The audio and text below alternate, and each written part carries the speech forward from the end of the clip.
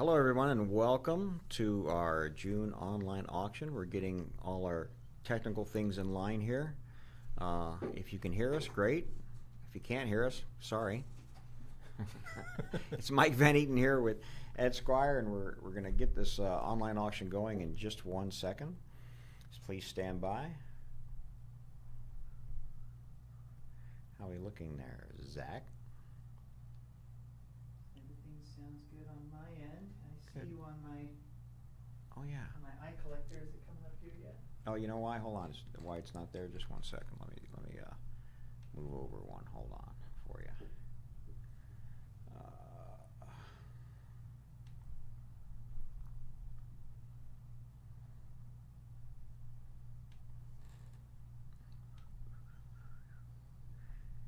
Hold on 1 second. Almost ready to start, folks. Don't know what I've done here.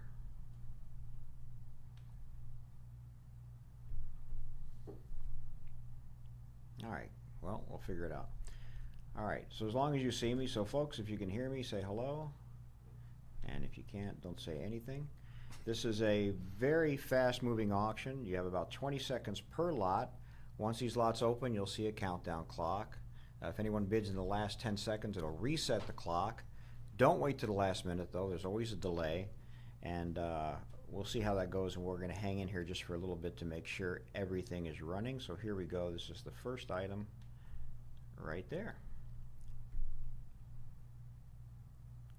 As you see, it's counting down. Looks like you actually have 30 seconds on some of these. And you'll see a last call when it gets to 10 seconds. We'll see, there it is. There's the last call. And looks like that item's about to sell. Remember, don't wait. If you're going to bid, you need to bid right away. It moves right on to the next auction. There you go. Now you're on the second one. And that works. Hopefully you're seeing video of us. I can't see it, but I trust you, Zach, to see if it's running. Let me see if I can find it another way so I know.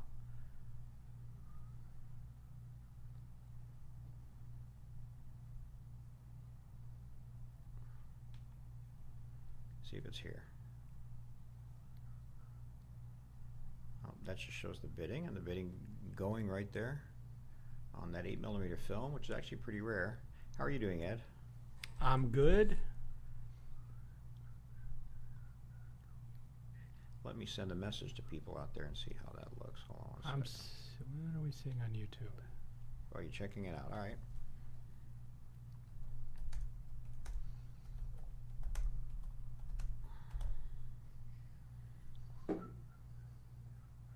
We got a lot of things to talk about with you folks today. Once we get everything set here and running the way we think it's going. And meanwhile, as you can see, the auction will just keep moving. Yep. Looks like we have a lot of bidding on There this. we are on YouTube. Oh, good. Well, there we are. Hi. That's good. So we assume we're everywhere. I guess what we're looking at right here may not show Yeah, video. usually we got it up there, but I don't know where I get that video from, where I pull it from. So it's definitely us. that is definitely us. Yeah. And we're definitely running right now, folks, and you're definitely bidding, so I see that you're there, and that's fantastic. As I said, once again, this auction moves quickly. Watch that countdown clock. Don't wait to the last second to bid, and the countdown clock will reset if you do bid, so there's no reason to try to snipe like you do on eBay in the old days. So that's it. A lot of great deals in this auction. I mean, some really, really great pieces at really, really good prices. So don't be shy. Enjoy and build your collection. Ed and I are going to talk about a lot of things, including some upcoming events here, but we're going to do it in about 10 minutes once we get settled and get break and make sure everything's working. So we'll be right back. If you have any questions, you have a message thing that you can message us and we'll answer right away. So stay with us and we'll be right back.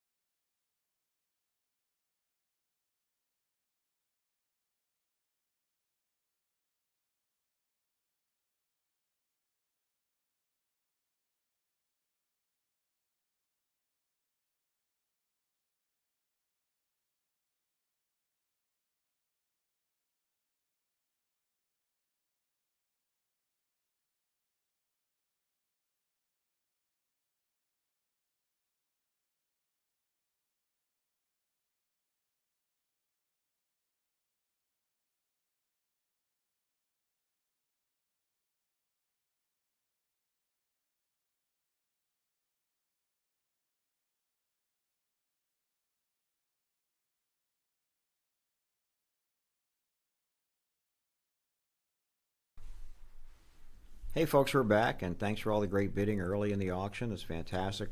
Ed and I are sitting here watching it as we go and cheering you on. A few things you want to talk about. One thing, we have an upcoming auction on June 29th. 29th. 29th. This is a catalog auction. It's pop culture and Disney, and it's a great looking auction. We're working on it right now. We're almost done with it and getting ready to send it to the printer, but it's got some really, really great stuff in it that I think we're going to talk about a little bit later. Yeah, we have a few to highlight. Yeah, but it was hard to choose a handful to highlight. yeah, no, this has some great stuff all through this auction. But just keep an eye out, June 29th. Mark it now on your calendars. We'd love to see you here in the gallery, but of course you can always bid online and by phone and absentee. Hey, Ed, Yes. what's the news? News? I got a little bit of Disney news we can talk about. There's a lot of Disney news. Go for it. All right. So one of the first things I pulled here, Breeze Airways has resumed nonstop flights from John Wayne Airport in Long Beach to Orlando International Airport, a route Disney fans could take to travel between Disneyland and Walt Disney World. That's interesting. I've never heard of Breeze Airways. Me either. That's sort of crazy. I hadn't heard of this, and I hadn't heard of specifically. I've heard of people once in a while doing both parks. Right. But this is all through the summer. Tuesdays, Wednesdays, and Saturdays. One-way ticket is only $89. To Orlando. I mean, that's tempting for me just to go see Walt Disney World. You know, that's a great deal, actually. Yeah. But I've never heard of Breeze Airways. I don't. No. I can't. I can't tell you enough that I haven't heard of Breeze Airways. So, anybody out there fly Breeze Airways? Let us know. I'd love to know. That reminds me, of Los Angeles Airways. Yeah. Los Angeles Airways that ran, I think in the '60s, ran a helicopter service. Oh, yeah. From LAX to Disneyland. Right. They had a heliport at Disneyland. Yeah. And they had these big helicopters that carried like 20, 30 people, and they would travel back, which I thought was a great idea. Yeah. At the time, apparently it wasn't a great idea at the time because they had a few fatal crashes, and that's what made them close down. But a couple. But yeah. But I would love to see that back. Have you ever flown to Catalina on a helicopter? I have not. They have like these flights to Catalina on a helicopter. If they could do that from the Valley or something like that to Disneyland, I think it'd be the coolest thing in the world. From Van Nuys to Disneyland. Van Nuys to Disneyland, $80 or something. I might do that over driving an hour and a half, in traffic. I think I remember if the heliport was to the right of the gate, sort of where the kennel is. Yeah, you see it on the old maps. You see it on the old map. Was it near Circus, the Holiday Land? I might have it wrong, but I thought it was to the right of the gate. No, we're going to have to grab an old map and look. But you may be right. Yeah. But that would be cool. I just don't know where you could land now at Disneyland, unless you landed on the roof of the parking lot structure or something. Yeah, they could squeeze it in somewhere. Oh, that would be at the roof of the parking lot structure. Yeah, there's plenty of room there. Yeah, why not? They're always, you go there, you're parking on the roof, and you pass all these empty levels on the way. That's it. up. I'm buying a few helicopters. I'm getting this going right away. So. And Walt, he took a helicopter from the studio. It would, where the baseball field was at the studio when they were working on Disneyland. Sure. He'd take a helicopter straight down there, which is before the freeway, so that probably saved him, hours. Yeah, well, I think from LAX was a 15-minute flight by a helicopter, and I'm sure the smaller ones might be faster. I don't know, but that's pretty cool. Yeah. What else do you have? So we got another piece I find interesting. The latest episode of We Call It Imagineering, viewers got an inside look at the new Tiana's Bayou adventure. The overlay, they're redoing Splash Mountain, inspired by The Princess and the Frog. The story is going to pick up where the film let off. The animatronics they've shown of Tiana and Louis the alligator look amazing. Really? Yeah, it's fantastic. Just the current level of animatronic figures. Really? Yeah. You think it's like a step up, the whole thing? I mean, I think it is. They're constantly improving, and traditionally, I don't know if this is still true, but they like to keep the auctioneer, who I don't think he's an auctioneer anymore, but he was always like the state-of-the-art figure in Pirates of the Caribbean. Right. But we're seeing this in a whole new look here with Tiana. Really? Oh, so I have mixed feelings about it, so we'll have to see. Mixed feelings. Well, I hate to see something like Splash Mountain go away. It was very enjoyable. Yeah. And a lot of times, and I'm not some of the rides they build now. I get a little confused about the story they're trying to tell, especially if it's a dark ride or something like that. They don't seem to put a lot into it, but they've been working on it for a while, and they're putting in state-of-the-art animatronics. That makes it a little more exciting. Yeah. I'm interested to see how it comes out. Well, it's interesting. I get, sometimes when they change an attraction, like when the Swiss Family Treehouse turned to Tarzan's Treehouse, it made sense. I mean, Swiss Family Robinson was 30 years old. It wasn't really high on the library, rotation as popular culture that people were seeing it. And Tarzan was new, and it had this treehouse in the jungle in it. So I got that. But now they've kind of changed it back, I think, more to the Disneyland tradition than referencing the films, right? Right. Yeah. Right. It's a mixture. I can understand why they reference the films too.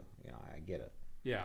Across the board, with the Right. rides and stuff. They have to. Look, they took Pirates and they added Johnny Depp to it, right? Yeah.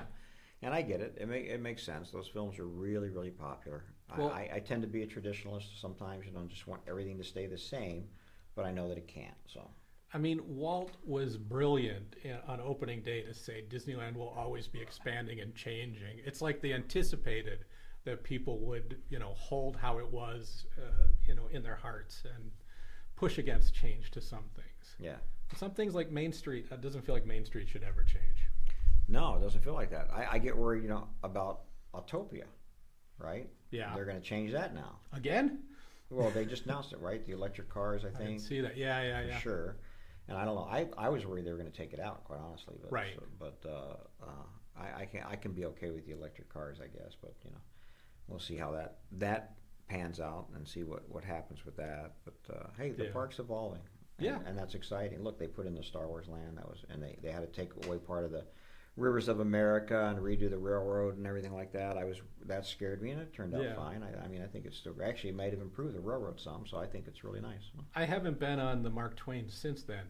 Do you notice anything missing? Have you been on it? I haven't been on it since then either, but I'm sure it's a shorter ride. But Oh, there's a village of friendly stormtroopers. yeah, exactly, right there. They should have done that. See, you should have been there. You should have been giving them an idea. That's great. What else is happening in Disneyland? Another thing Or I wanted to Disney. say about that is a Haunted Mansion guy. So I don't know if you heard this. The first preview they gave of the Princess and the Frog animatronics, sharp-eyed viewers spotted in the background. They have the shot of Imagineering with all the stuff. There was a large-sized model of Rolly Crump's Candleman concept, sort of half behind some stuff, but clearly the Candleman. Remember the Sure, Candleman? from Museum of the Weird, right? Yeah. Museum of the Weird. It's one of Rolly's very early. So everybody's all excited that maybe something is going to be done with that again. It's a model. It looks like it's about this big. So it's not the traditional one we've seen. Right. When Walt was looking at it in the 10th anniversary special, there's a figure about that big next to Rolly. That's neat. Well, they're moving. They're changing that queue, Right. Right. Oh yeah. So and they're adding a gift shop, maybe. yeah, I think it's stables or some kind of like a livery or something. Something, that's yeah. going to be. So why not? If the queue changes, maybe part of the queue will have a walkthrough of Museum of the Weird or some I of mean- that history. That'd be really cool. I mean, if you have a large haunted mansion shop, theming it to the Museum of the Weird would be Great. fantastic. Yeah, it'd be fantastic. yeah. It would make sense because that's what that was supposed to be. Exactly. So, exactly Yeah, what it's yeah. supposed to be. That'd be really cool. Hey, maybe they're on top of things. What So else? the last thing here, this is the last thing I had. This is just a few days away, and I wasn't aware of it because it's happening at Tokyo Disney Sea. They're opening a Peter Pan themed land. Whole land. Peter Pan's Neverland will be part of Fantasy Springs, the newest port set to debut at Tokyo Disney Seas that also features Rapunzel's Forest and Frozen Kingdom. The backstories of Peter Pan's Neverland finds visitors joining the Lost Kids on a fun-loving adventure stretching from Pixie Hollow to Captain Hook's pirate ship. Gosh, I got to go to Disney Sea. Yeah, That's the trip. me too. I know- You read that? It might as well have been in Greek or Japanese, actually. Well, it's going to where from where, but I don't know where any of that is. Well, those are from the movie Pixie. yeah, no, I get well, that, but I want to see it and what they're doing. I mean, Pixie Hollow is from I think the later Tinkerbell films, the CGI Tinkerbell films. Yeah. but it makes sense. It's part of the canon now. And That's true. Captain Hook's pirate. There's a lot to work with there. That's very, very You true. know. And I get realizing Rapunzel's Forest and Frozen Kingdom seem like natural expansions for the parks. That's very cool. Yeah. I'm watching. I'm listening to you. I'm watching the auction also. I know. When I It's- see these $10 items, and nobody's going, "Oh my God, what a deal!" That's great. Yeah, there are a few things here I wanted to bid on. And if your name is Bob, I think these are important to have in your collection. There are some Bob's bidding, I think. Yeah, I mean, that's or or if you know someone named Bob. Friends of Bob. Yeah, exactly. If Friends you of need Bob. if you need a present for Bob's birthday. And these might be good for Roberts also. Oh yeah. See, we're going to cover the whole. That's it. It'll work for everybody. Heck, or if you just want to be called Bob, these are perfect for that. Hey, what about, I know you didn't mention this here, but Richard Sherman. Richard Sherman passed away, yeah. And you've met 95 Richard years old. Sherman, right? You know? I consider myself a friend of Richard Sherman's. Wow. We worked very closely together about 10 years ago. I was producing an animated series for Disney Interactive. And I knew Richard from a previous friend who had passed away, Imagineer Bruce Gordon. Sure. And Richard wrote a new song for That's Me with Richard. And we were recording actually A Kiss Goodnight there, which was the second song that Disney Interactive got Richard for. You know, the story that's out there is that A Kiss Goodnight was written for the Disney parks. It was written for a project that was spearheaded by Barrett Rakestraw there for Disney Interactive that was about the Disney parks. But because that didn't happen, our boss Margie got it to Disney parks and said, we have this song you should use. And it became part of the fireworks show, at least for Oh, really? Oh. Yeah, because A Kiss Goodnight was a term Walt used for the end of the night, the little ceremony with the fireworks and stuff. Wow. Yeah, so I'm very sad to lose Richard. You know, you've met many people that actually worked with Walt too. Sure. And as a general rule, they're some of the nicest people on the face of the earth. Absolutely. And a lot of them, I don't even know how to say it right, I think a lot of them, in knowing Walt, have this like something about them, you know, that was passed on from Walt to them. They're so influenced by him. They're so, you know. Yeah. I never heard a bad thing about Walt, and I've never heard anything bad about Richard Sherman. I think he was an amazing talent, both him and his brother. In fact, I remember that Mary Poppins movie came out, and at the end of the Mary Poppins movie, they're playing those tapes of the actual tapes. Saving Mr. Banks. Yeah, Saving Mr. Banks. That's the one. Yeah. And The at the end of the movie, they're playing the actual tapes of them working through songs and stuff. And working with Travers and her kind of pushing at them, Yeah. we'll say, pushing their buttons. That's great. It was absolutely yeah. amazing. And then look at their body of work is incredible. Yeah, well, Absolutely the influence that they had in worldwide culture, it's not, you can't even just say American, it's amazing. Yeah. But it's a small world, and Yeah. Which did. Winnie the Pooh. Yeah, you know, tons of stuff. And Mary Poppins, of course. You know, Yes. songs from Mary Poppins are just classics, every one of them. Yeah, he will definitely be missed. And I met him at our That's from Disneyland exhibit. He came to that. And Right. There's a video online now of him and Richard Kraft singing the Tiki Room song with the bird. Right, They had right, that right. Thing, and I thought that was really cute and really fun. So that was a great piece, a great video, and it was really nice to meet him. Yeah. But, and I've seen him perform a few times. You know, he did some shows and things. Yeah, he definitely will be missed, and that's what a great talent. Yeah. It's a shame, but Absolutely. you know, it really is. But just the way it goes. Folks, you're bidding great. I like this piece too, by the way. The display, yeah, Main it's a great Street piece. display piece. Absolutely yeah. great. Well, there's not a piece. lot. Even this, there's. This is a really unusual piece. I really like that. I'm not even familiar with the Big Fig. Yeah, they did one of each. Lock, Shock, and Barrel. Yeah, exactly. Yeah. Yeah, Those and are it's great pieces. it's basically kind of life size, right? I mean, he'd probably be a little bigger, but Well, I mean, now I don't know how tall I he mean, is he's in real life. he's I- really that Yeah. big. But you know, he's a little kid size. That's amazing. And with the removable mask, yeah. That's great. Well, while we're here talking, let's go to that June 29th auction a little bit, because I'm really excited about that. I was working on it this morning and going through the stuff, and I just keep seeing great stuff. It's our pop culture auction, and by that we cover not just Disney but non-Disney stuff too. Yeah. Old movies, TV, Star Trek and Star Wars. Star Trek and Star Wars. Now everybody considers Star Wars Disney, right? But at the Yeah. time, you know, it wasn't. You know, it definitely wasn't.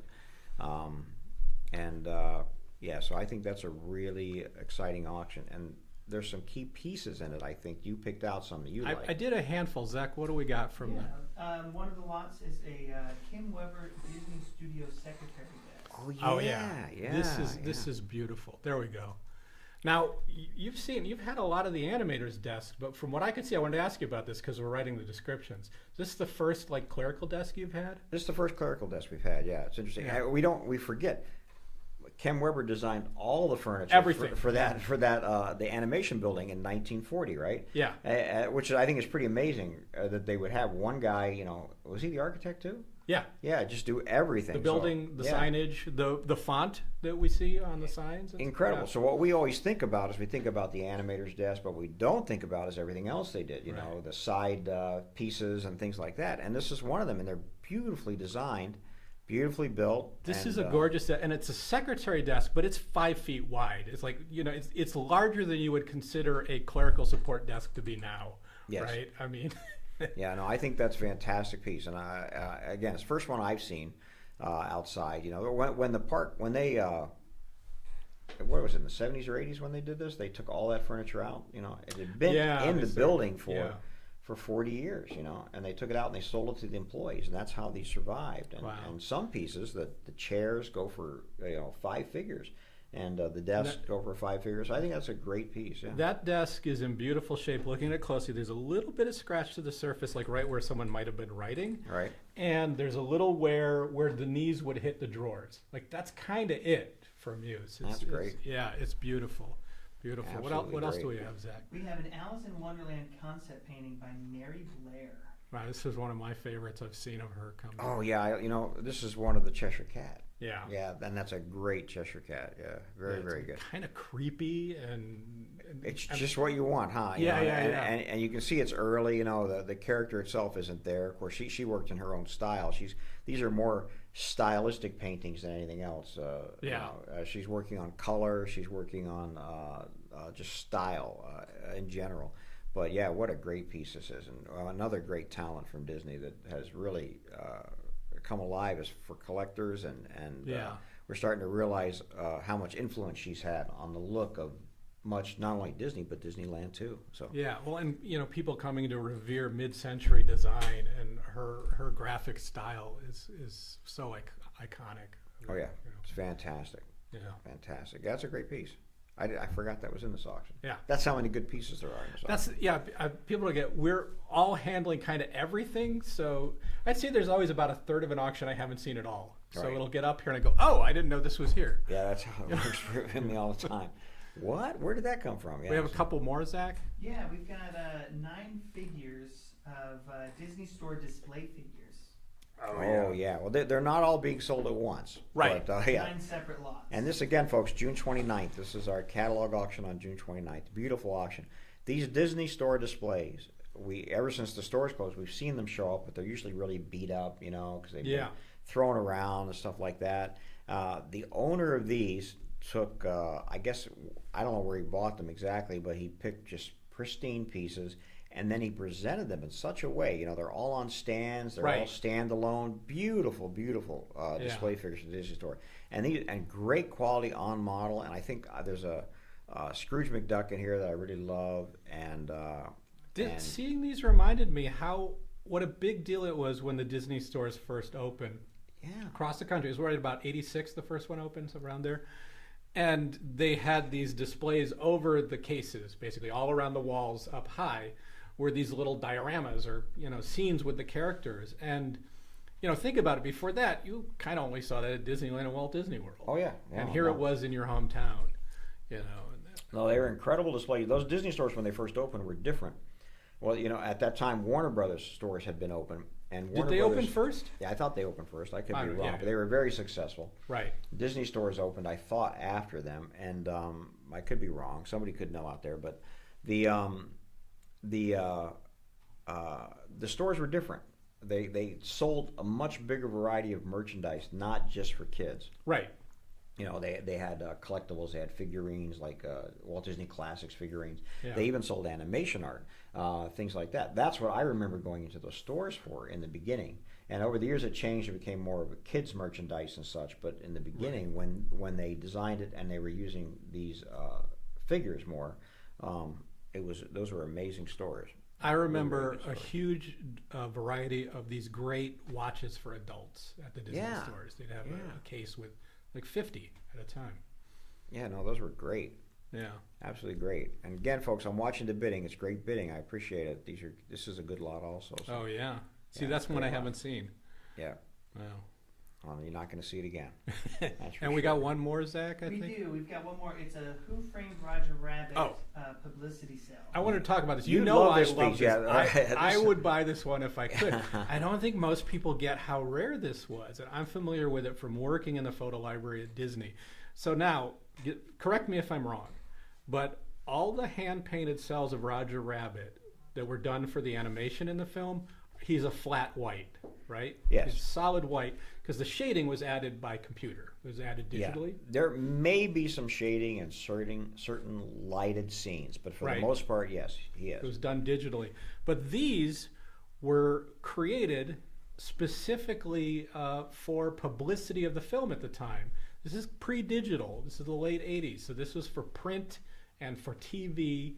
About 90 of these images, if I remember, were done, and it's beautifully hand-painted with a shaded Roger. And you'll see this film representing him as the character, or this photo, this image, representing him as the character of the film in tons of publicity at the time. It's a one-of-a-kind piece. No, it's a great piece. I mean, it's really good looking in person. I saw it the other day. Yeah. And well, you were raving on it actually the other day, and I haven't seen another one. No, that's what got me. I was familiar with these from the key set of color images from Roger Rabbit, which again featured about 90 of these. We'd call them hybrid. It's live action with Disney or with animated characters in it. It's a beautiful, beautiful piece. Someone's going to be very lucky to get that. And that's on June 29th, folks. Really, really nice auction. We should have the catalog up online in the next probably next 10 days. So keep an eye out for it and watch your emails, and we'll make sure you guys know about it. So Yeah. that'll be really good. And again, folks, keep the bidding going. You're doing great. There are a lot of great deals here. A lot of great deals. You know what I like coming up, by the way? Two things. I don't know if they have bids yet or not, but lot 59, that Disney The Bambi die transfer. Nobody knows what a die transfer is. Do you know what a die transfer I'm is? familiar with them because I learned them at the studio. At the studio. And they made them for years, correct? Yeah. They still had at the 90s, they had some of these originals from the 50s and earlier that they would still give away. Yeah, this one came from Dave Iwerks' estate. Oh, wow. Because he was a photographer at Disney, Ub Iwerks' son, right? Right. And he would, and so he had these because I have a feeling he was the guy who actually might have photographed them. They would make these custom setups, and photograph them for these publicity, and then they sold them at Disneyland. They gave them to VIPs who came in. We get them a few times. That They all have this studio label on the back. Yeah, but what gets me is they're pegged like There an you go. animation cell, which I think is really cool. I don't know exactly why that was, but they're all pegged just like an animation cell. Maybe the production process. Maybe something in it, to center that piece of paper before you do the transfer, Yeah. I guess, maybe. But I thought that's really, really good. And that's a great deal. I've seen these things sell for $150, $200 in Yeah. auctions, Well, that's- or retail, just in retail. We didn't talk about that yet today, but these online auctions are the secret way to get really good deals on I stuff that think so. goes high in our catalog auctions.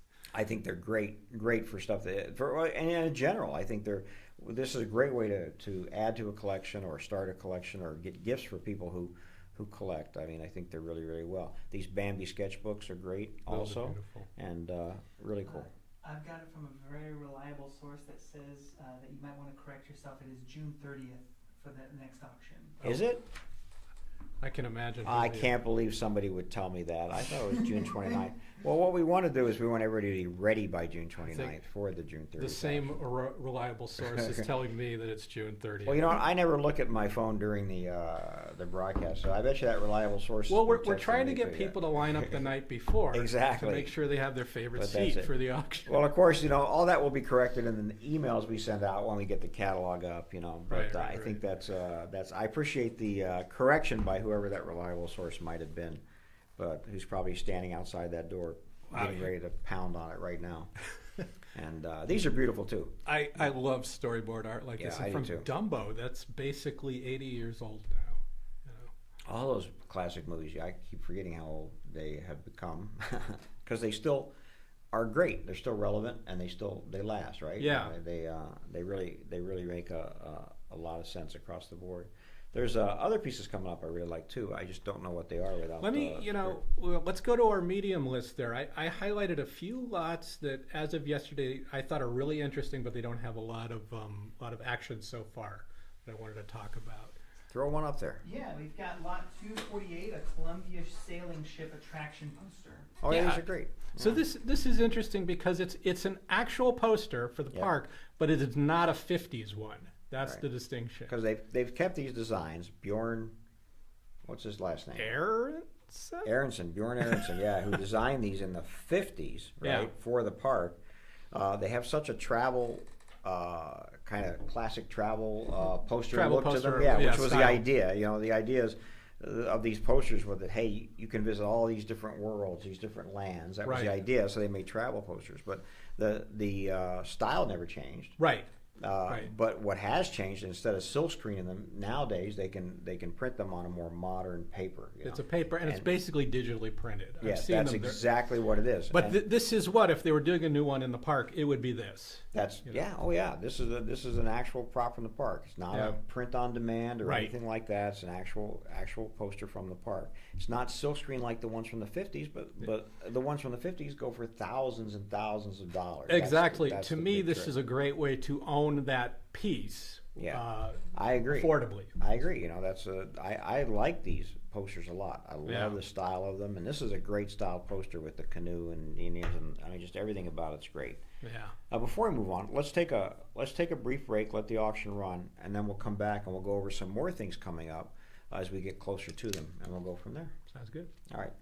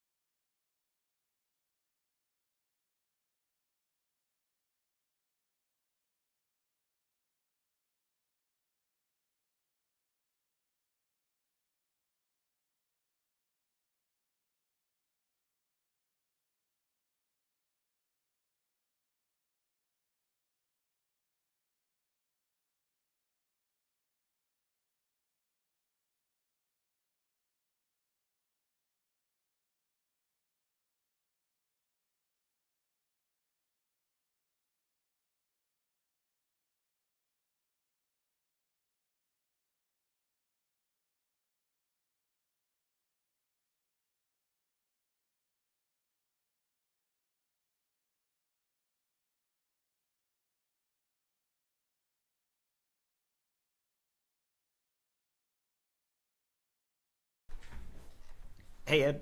Hey, We're Mike. back. Oh, We're back on. It's live. I'll pay attention. then. You guys are doing great. Thank you so much. Bidding is going great. We're watching the auction, monitoring it as it goes, and I see a lot of active bidding, and we thank you for that. And a lot of bidders online right now, so I think that's fantastic. Ed, you had told us about a piece that was coming up, and actually it's coming up in another 85 lots or so. There's some others you like in this also. Yeah, there were a few that I highlighted. What do we got there, Zach? Yeah, Mama always did a Blue Bayou restaurant box of chocolates, lot 297. So you highlighted a Blue Bayou box of chocolates. Is this the? Where do we have the? Oh, we're not seeing it here now. Oh, I can put you there. Hold on. Yeah, sorry, but I just love it. This is another one of these. It's 20-year-old chocolate from the Blue Bayou. Come on. Is it still good? Well, try one. I gotta can't. You gotta I gotta win it. buy it. You gotta first, win yeah, it and try yeah. it. But I love it. It's So what did I we have gotta last ask you- time? Was like ketchup or something? Yeah, I'm not questioning anything. Okay, I'm not questioning anything, but because I don't know if this piece has bids on it or not.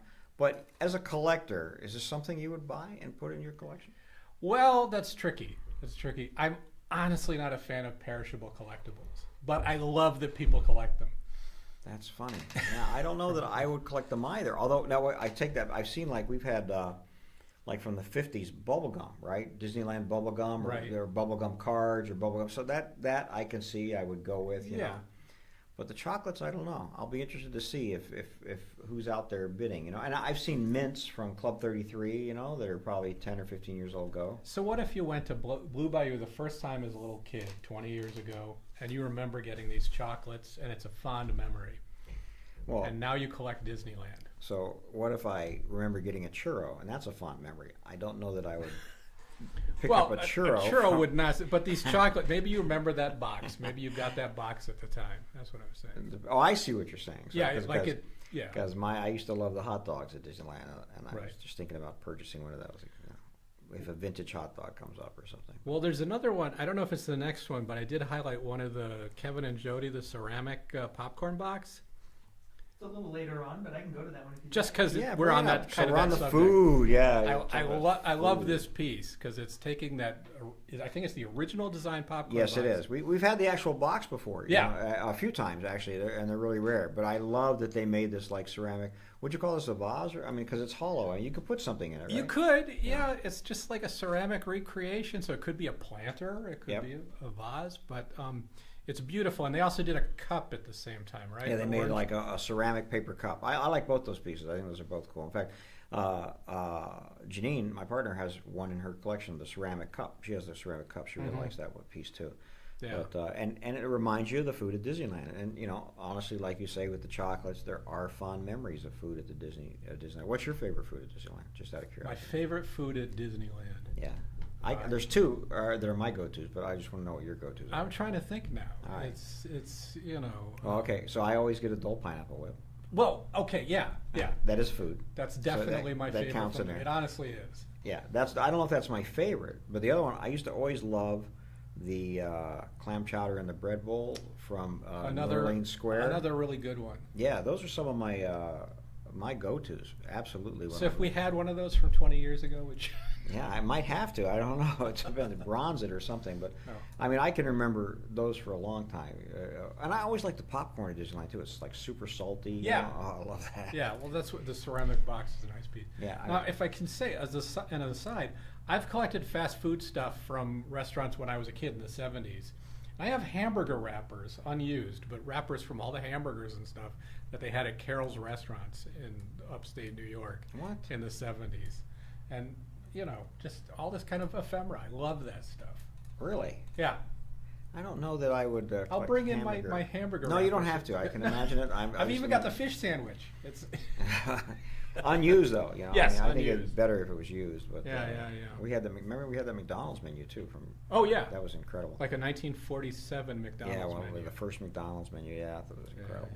yeah. But I think the clam chowder I remember right now, and the That's another. Those are like my two go-tos, really, the clam chowder. and the Dole pineapple. You know, I used to always get in line right away for the pineapple whip. You know. Have you ever done the turkey leg? I know that's really popular. No, it is really popular, but for me, that was a state fair thing. I did a lot of when I used to go to state fairs and stuff like that. Was the Right. turkey leg, you know, and I don't want to carry around this big chunk of meat. You know? so Yeah. I'll sit down for the clam chowder bowl. I will carry around the Dole pineapple whip because it doesn't last long, and I like their float too. You ever get the float? Yes. Yeah, that's actually I like that a lot too. So It's good stuff. those are I can't think what other food is at Disneyland now because I'm stuck on Well, those. I mean, for me, for years, the go-to was to just have the burger and fries at either the Hungry Bear or Tomorrowland Terrace. Well, I think I Just had kind the of a fried chicken standard. too. At Plantation had the fried chicken for years. It was really good. Yeah. And I can't remember what other restaurants we're trying out. Now we go to like downtown Disneyland, you know, where there's all those different restaurant Yeah. choices and stuff like that. So I'm just snacking at Disneyland. Hey, this is good bidding on this. This is from Flo's V8. Cars Land, yeah. Yeah. I like this a lot. Yeah, I think it's a very, very cool piece. Such an actual piece of what was on stage at the parks is always amazing. Yeah, always great. You know, I like the whole everything about it. I think it's just really, really, really cute. And what does it say? Grass what? I can't Gas read. rotor, it looks like, yeah. We should know, but honestly, but no, I think it's a great, great piece, a great prop from Cars Land, which is super popular now. I think. You know, do you remember going to California Adventure when it opened? Absolutely. That park was pretty empty, you know, for a long time. Yeah. I mean, well, it was big when it opened, and then Yeah. it sort of died away, you know, and then they made some revamps, and they opened Cars Land, and they've redone the pier now and everything. It's just like we were saying earlier that Disneyland is evolving, that park is evolving really well. you know. Massively. Yeah, and Massively. becoming a really nice, exciting park. I really enjoyed what the park was like when it first opened, but I 100% get why it changed and became. It was an odd choice, California themed, but It was, but it's become, like I say, it's evolving quickly. Yes. And becoming a really, really compared to other parks. Yeah, That's a big- and well, compared to even to Disneyland, you know how things seem to move slow in that evolution on the Disneyland side. This park, they're we're going to do Yeah. this, we're going to move this, you know, and now they're talking about building another park. That just got approved through Anaheim. I don't know if Right. you saw that. Yes. But that, yeah, I don't know if that's going to be an Epcot or Westcott. Remember what they were trying to do before? That's you know? part of the Peter Pan in Tokyo we were talking about. They're talking about you putting that here. as Oh, well. really? Same thing, yeah. Would that be a water-based thing? I wonder. I'm not sure. I mean, they can't make Disney Seas, obviously, but they. No. They had talked about that with Westcott at one point. Right. Yeah. Yeah. You know, it's amazing because you look at it and go, what can they build on this little piece of land? But they tend to figure out how to do it. you know, Well, and make- I don't know if they're planning on expanding to the southeast side of Catalan Harbor, but Disney owns that space. Not sure what it is right now, but it was mostly employee parking for the longest time. And I've probably said this here before, but I saw a model of an entirely marble park that was designed for that space. That was gorgeous. Really? Absolutely. And they had planned to extend the monorail over there and have a New York City subway station that you went to go into the New York City of Marvel Comics. Wow. Yeah. I mean, there's so much they could do here that we don't have, like they have in Florida, or they have in China, or they have in Tokyo. It'd be Right. amazing to see if they could pull some of that in, because you know, I wouldn't mind a Tron roller coaster. I think, which Oh, is yeah. in the planning, and an Yeah. Avatar ride apparently is pretty amazing. You know, Yeah. things like that. And then, so that would be really cool. It'll be interesting to see what happens. But I am really starting to like California Adventure. Every time I go there, I go, wow, this is really turning into a park now. Well, like Cars Land itself it's such a nice realization of the area of the film. You know, Yes. the look. You feel like you've walked into the film and Yes, seen it there. I agree. It's just beautiful. It's beautiful. And the Racers is a fun ride too. Yes, it very much is. Anyway, coming up in this auction, see, it's easy to get sidetracked here. What else we got? Next up, we've got Lot 301 in Imagineering Open House Collection. So I love these Imagineering open houses. I love behind the scenes stuff, and these events I never got to attend them, but They're just for employees, right? They're for employees, and it's like for a day, you Really? know, Wow. and you had to be there to get this stuff. And this is a big collection of a bunch of them. I'd never seen so much paperwork and the flyers and maps and things from those events. And that's coming up in less than 100 lots. That's coming up pretty quick here. Yeah. So that's really, really cool. Yeah. That's very nice. I like that a lot. That's a cool piece. What else do you have there? Yeah, next up after that is Lot 476, a Disneyland cast member blood drive poster and certificate. Well, yeah. Well, this is again what I like about the backstage Disneyland stuff is you get these interesting depictions of the character. This is Mickey on the cot and Minnie taking his blood. Wow. And I mean, there's nothing inappropriate about that, I think, but it's just an unusual view of the characters. That is, that's a unusual idea, and they had to get that approved, I'm sure, right? I'm I guess sure- they said, well- okay, it's okay, nurse. Well, you know, she did that short. Yeah. She did a short where she was a nurse, right? Right. Yeah. Which was called First aiders. First Aiders, correct? Yeah, Yeah. very good. Yeah, so she's already got the First Aiders, and Mickey giving blood. I don't know about that, but Yeah. and But That's funny. I love backstage stuff. I love developmental stuff. well, and this is a poster that would have just been put backstage, not Yeah. meant to last, meant to be thrown away afterwards. You know, it's a one-shot thing that they printed up and designed. which ticks the other box for me. It wasn't meant Right, to be right, saved. right. I And love look, it. they went to the trouble of having an artist do the artwork, getting it approved, all that to make a poster that they're just going to put up for a few days Right. and then throw away. And And, it- somebody kept it. That's And it amazing. has with it the certificate I think you got for giving blood. So, Oh, really? Oh, yeah. Yeah, so, yeah, so somebody gave blood, said, you know what, I want that poster to go with my certificate for giving blood, just to Right. prove I was there. yeah. That's great. Good piece. That's fair. What else you got, Zach? After Let's that, see. lot 683, a funny little bunny's wooden toy. Okay. So Lay it on me. I had never heard of this before I was researching it for this auction. Of funny little bunnies? No, I knew Oh. Funny Little Bunnies, Okay. but this toy is in beautiful condition. And searching online, the only close example I could find, this is like a little car. It's basically just on wheels and maybe about 4 or 5 inches long, if I remember correctly. So this is the Little Bunny, it's labeled.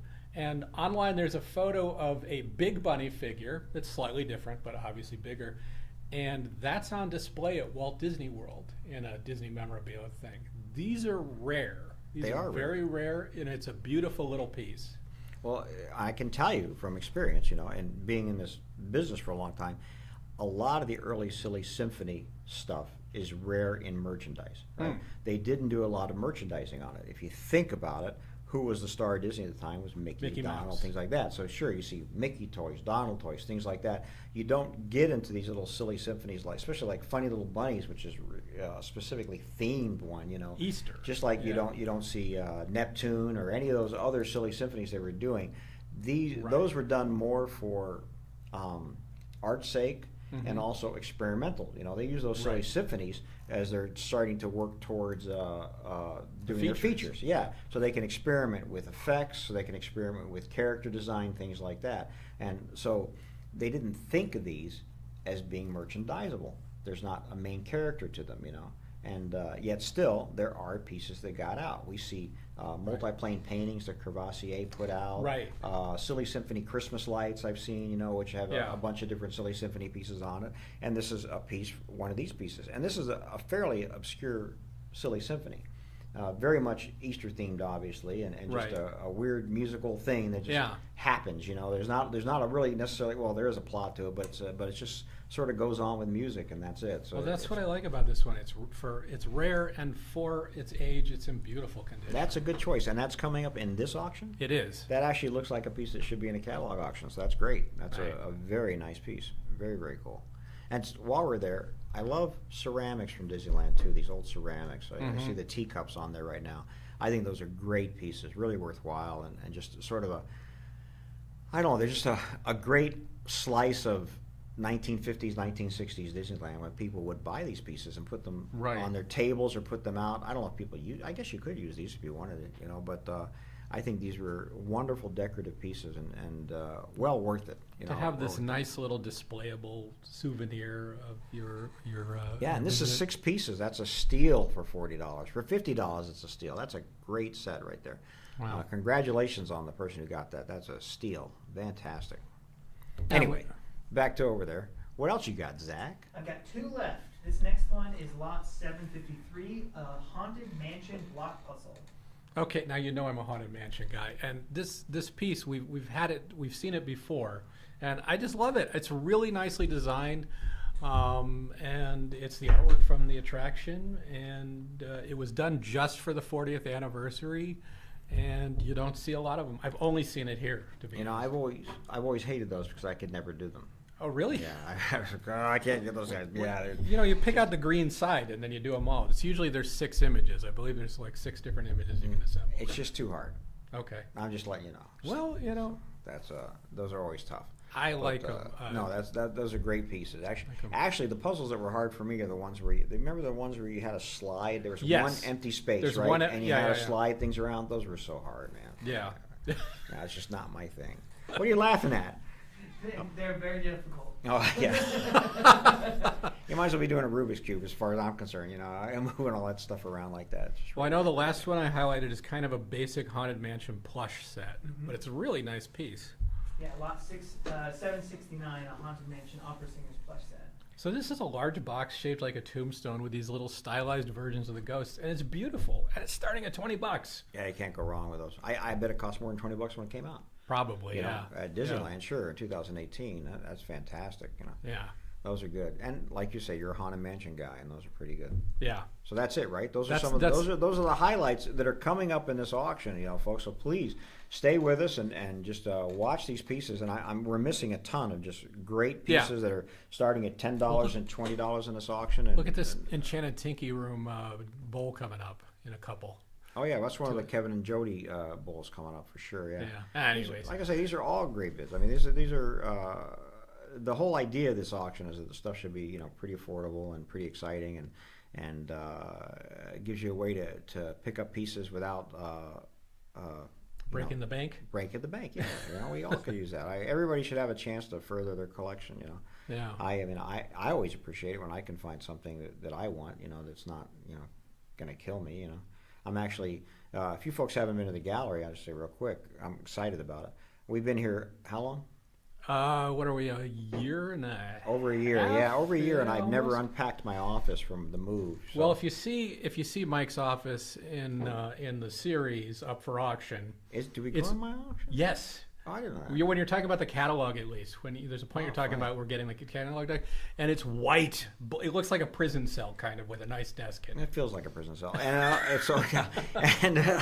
but there's also and boxes everywhere because I just never unpack. So Right. so my goal over the last 3 months has been to unpack my office. So is today for the first time there's stuff on your walls? Today for the first time. Well, I will say I put up some shelves. And I also collect toys, so I put some toys out. Oh, here's your Enchanted Tiki Rongo Bowl. It's doing good. It's doing very well. Yeah. These are great. Very popular, man. Tiki is so hot, and these were beautifully done by Kevin Kidney and Jody Daly. These bowls, and they've always been popular. I don't know what these sold for new, but they have always been popular in these auctions. So, and Nice I don't piece. blame you. They're beautiful. But back to that. So yeah, I put up some shelves last week, and I got some of my toys out and put them on the shelves. But the walls have been bare till today, and we've been hanging all morning. And I'm so excited to finally get what I have in my collection here. You just gave me a peek at some of your own stuff, and not surprisingly, as running the gallery, you have an amazing collection of the stuff you like yourself. Well, yeah. Well, on the animation side, because I've been collecting that since we opened the gallery, or before we opened the gallery, The beauty of, and I think the reason I opened the gallery in the first place was to improve my collection. So pieces will come in that I just have to buy for myself, and they never see the light of day. So I'm happy Until today. Until today, actually, I didn't have room in the other place to put them up, and so I'm very excited to get them up. And there's some oddities in there, and as you know, I don't collect anything in particular. I just collect pieces that strike me. So it could be a piece from Casper the Friendly Ghost, or it could be a piece from Lady in the Tramp. Which Who there's a knows? great Casper cell there. I love that Casper cell. And some of that's actually in this room. I mean, these are some of my pieces too. But yes, sir. Yes, I just got a message that wanted to let you know that you need to get to the airport. I need to get to the airport. Yeah, I'm going to be leaving for the airport soon, very soon. And well, see, again, let me just check when my plane leaves. So that might be an important part about this. So I'll see what I can do here. So this next lot is one that Mike and I were both just talking about. Look at this. This is great. Amazing bidding on these. I never saw these before yesterday, in my life. Why would you wear these? I don't know what these are for. So I know this artwork was on a button that cast members wore at Walt Disney World because Pirates wasn't open when Walt Disney World opened. It was the next year. And there was a button with that artwork that said the Pirates are coming. So my name is, I don't know, maybe it was the opening day of the attraction or something. I don't know exactly. I've never seen them before, and they went for great money. So somebody knows what they are. Yeah. For sure. I think those are fantastic. I have like 5 minutes here, and I have to head to the airport on a trip. Right. and I definitely will. And thanks, Zach, for bringing up that. You know, that's fine. Welcome. I trying to just keep you on track. I have an hour to get to my airplane, but I don't like to wait in airports. I like to just run to the airport and jump on the airplane. So I get I'll that. wait to the very last minute and go. Yeah. So that's exactly what's going to happen here. All right. And my feeling always is if I miss the plane, there's probably another one. So That's the plan, anyway. yeah, for anyway, sure. that's the plan. Yeah. There was something I was going to tell you, and I lost my train of thought thanks to Zach over there. But Catch your that's it. plane. This is another great. This is another wonderful set of. That's all original artwork. I mean, every one of yeah. those pieces. I mean, and it's for Florida, and this is early Walt Disney World when they had the Vista was their like company behind everything, and they had their own like everything. It's just amazing, great piece, Right. fantastic piece. Yeah. No, there's some great stuff. You know, I like all this stuff. And then I never went to Fort Wilderness. Did you, Zach? Is that why you're? Oh yeah. Really? Oh yeah. Yeah, a lot of people loved it. Not enough people to bid on that, but a lot of people loved it. So I think that was pretty good. Zach is our engineer here, folks, and he. Are you from Florida? Is that what it was? Originally from Nebraska, but I've got family in Florida, so I went there all the time. Yes, and I'm going to brag, Zach. Zach is a Dapper Dan, and one day we'll have the Dapper Dans here, and we'll interview them. We'll see how Is that goes. legal? Not to ambush you. Yeah, But- not to ambush you, but when can you have that set up? That'd be great. We'll just have you here singing. Come on. So if you're at Disneyland and you see the Dapper Dans, ask if any one of them is Zach, and that would be a way to go. Do you wear a name badge? I can't wait. Is I it- do. I do. Oh, do you, And it's do you, Zach, do you wear a right? name badge? I do. He'll be labeled, folks. He's So, Zach of Main Street, USA. yep. Wow, that'd be. Wait, is that what your name tag says? Zach of Main Street, USA? Mm-hmm. Wow. So it doesn't say Zach of Nebraska? Like that. Why? I not? do have a Zach of Nebraska. Well, just isn't- curious. isn't Is it it- because you're a Dapper Dan? The Dapper Dan of Main characters, Street? right? Correct. The Dapper Dan characters are from Main Street. Oh, so you're a character. Correct. So did you have to keep the name Zach, or could you have chosen any name? I wanted to keep the name Zach, but But could you have been any name? I mean. I'm just I guess asking so. if you're a I character. don't think so. I mean, I've got to be a character every day. So. I don't know why this seems to become an interrogation for some reason. Yeah, I just got a text saying you're fired. That's sort of weird. I got a notification. I just want to let you know.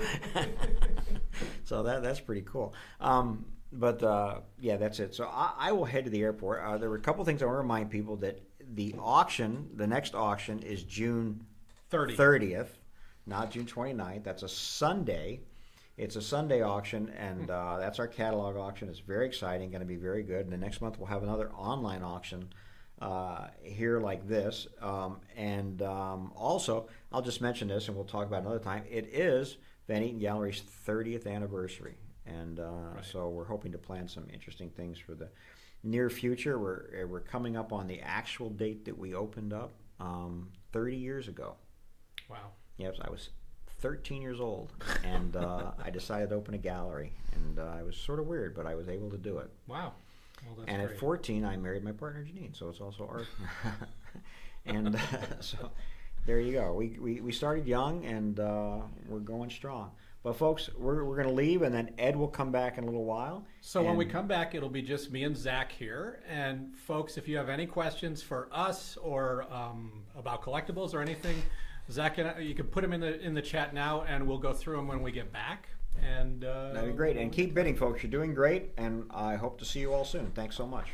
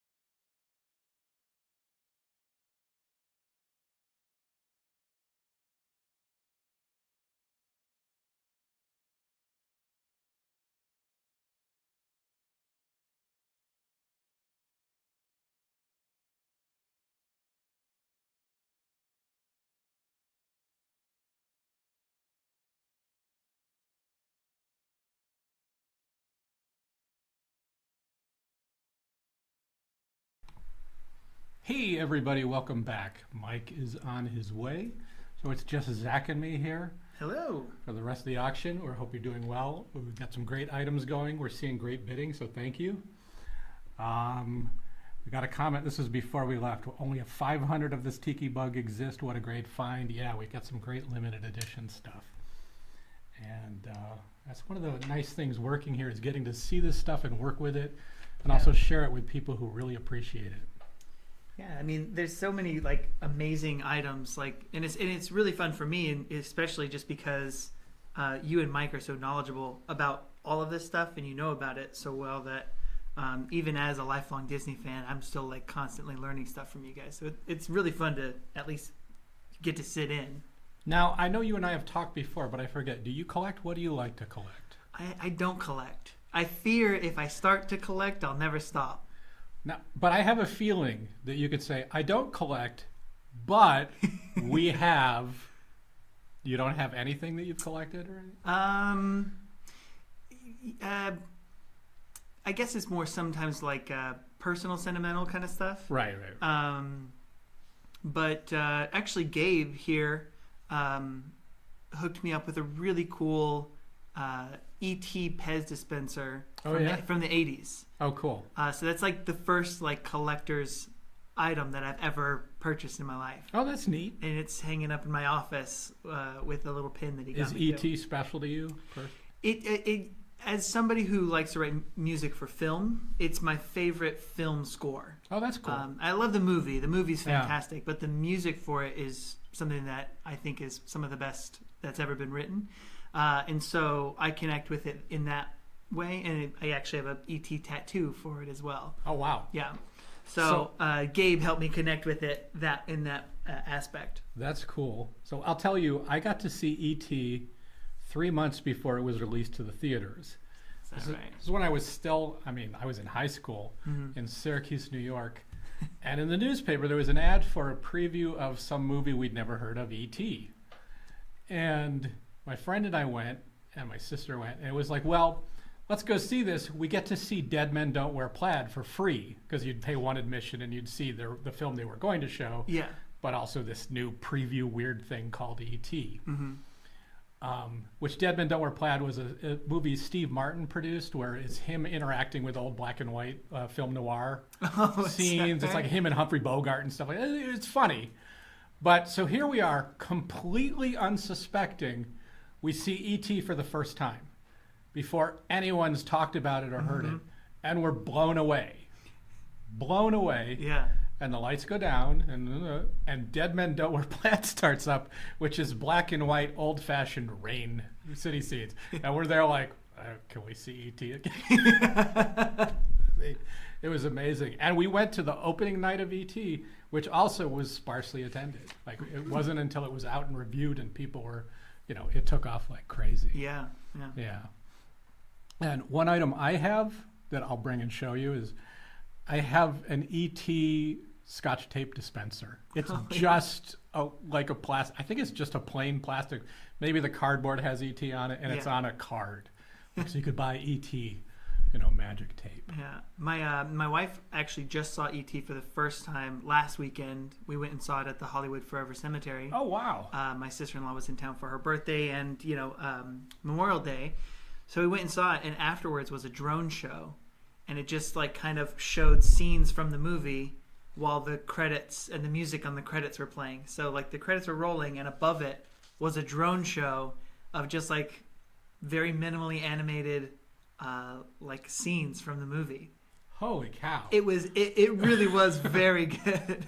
It kind of blew us away. We did not expect it to be the drone show to be as good as it was. That sounds amazing. I've just started to see some video of drone show animation, and it's stunning. Yeah, just stunning. I mean, I think the first shot I saw was from a Disney park, and it was like a train over the, it was train animation. Yeah. And I'm thinking fireworks. I'm like, I have no. Oh, of course it's drones, but it's pretty amazing. The first drone show that I had ever seen was at Disney Springs, which is in Florida. It's the downtown Disney of Florida. At Disney Springs, they had a drone show over their little like lagoon that they have that's right there. And I don't even remember what it was about, but I remember thinking this is the Jurassic Park's or Jaws figure from Back to the Future Part 2 Right, that right, comes right. out It comes out and and bites bites him. Marty McFly. Yeah. I'm like, this is what it actually is. I get that. Now, for people who aren't local, I've never been to one, but can you tell us about the Hollywood Forever screenings? Hollywood Forever is a cemetery. Yes, it is a cemetery in Hollywood, filled with. They actually have maps of famous people that are buried there, but they have like a little lawn seating area, and on the side of one of their walls, they project a movie there. I don't know how often they do it. I know that they do it pretty often, though. They're kind of big. I've been nearby. Yeah. I've been on like Melrose when they're not Melrose, but Santa Monica. Santa Monica, When it's about to start and there are hundreds of people going in. And there's one entrance if you're parking there, which is a little extra fee. But if you're parking there, there's one entrance in, and then maybe like 3 or 4 entrances out. But because there's only one entrance in, the line to get in is always so long. Yeah, but you're there in a cemetery watching these movies. Yeah. I know the 911 show on Fox, the 9/11 about the fire crew. They had a scene there and stuff, and so it's a little fabled and storied, but it's an interesting way to see a movie. It's one of those Hollywood like touristy kind of things that people would want to go and see. Yeah. That's cool. What are we up to here? Got the Disneyland cast stuff. Very cool. I'm sort of like Mike. I'm a bit of a collector of all sorts of different things, like the stuff that interests me. Instead of trying to complete like all of Adventures Through Inner Space, there'll be one item that really speaks to me or something like that. Yeah, and I mean, growing up, I had family in Florida, so we would always go to Disney World, and so I think if I were to start kind of collecting in that nostalgic kind of mindset, it would be Florida memorabilia. Because you were a kid there. Yeah. So that speaks to, like Star Wars Kenner. For a while I was collecting Star Wars Kenner action figures and toys. Yeah. I was 11 when the first movie came out. But I've kind of pared back to just the stuff I hadn't wanted when I was a kid. Yeah. That really speaks to me. Yeah, and the toys and other things like memorabilia and stuff that I would always get as a kid, I always tried to find a way to play with it. So I never had collected anything, because anytime I would get something, I'd immediately want to like get it out and like play action figure, something with it. Yeah. Even there was some. I had an uncle who gave me these like collector edition like larger baseball cards, and I guess I got it in my head that there was a baseball card in the larger baseball card. Like it was really like about 6 inches by 4 inches long, like big. Right. And I got it in my head that there was a card on the inside, and that was just the packaging. That it was just like, look at how cool this card is. So I would like tear them open to find a card. There wasn't a card in there. Oh my that gosh. was just the collector's edition. But anytime I had something that probably if I had left it the way it was, it would have become a collector's edition. A lot of Star Wars toys and whatnot that I always needed to get out and play with them. Yeah. I still have. Both my parents were collectors. My father collected Theodore Roosevelt stuff. My mom collected dolls. And I don't know if I've said this here before, but he collected everything Theodore Roosevelt. If he was mentioned, he had a little guide to his collection that said if something says this has nothing to do with Theodore Roosevelt, he would add it to his collection because by specifying that, it was important. Yeah. My mom always collected just dolls that she liked, so I had the kind of the completist influence and the stuff I like. Yeah. So I'd get into something like James Bond and collect the books intensely for a while, and then kind of move on to something else, But I've collected everything. Archie comics and movie stuff, and Indiana Jones stuff, and Haunted Mansion stuff, and I love it all. And it's part of what's nice about working here is getting to see such rare and amazing stuff. Yeah. Is what comes through here. I remember back in the off the top of my head, I can't even really remember, but I think it might have been like maybe late 90s, early 2000s. My mom collected the different state quarters Right. as they were coming out. We had this big, like, hard Yeah, foldable they map have that you like, could like kinda, a hard cardboard with spaces for the coins. yeah. And Right. we would once we would get a coin, we'd put it in its place. I'm sure that's somewhere, but Yeah. I'm not exactly sure where. But that's a fun kind of collecting where it's almost like every time you get change, you're looking, right? Yeah. Yeah, you're always like, well, we already have Ohio. Yeah, Let's move along. Oh, that's cool. Yeah.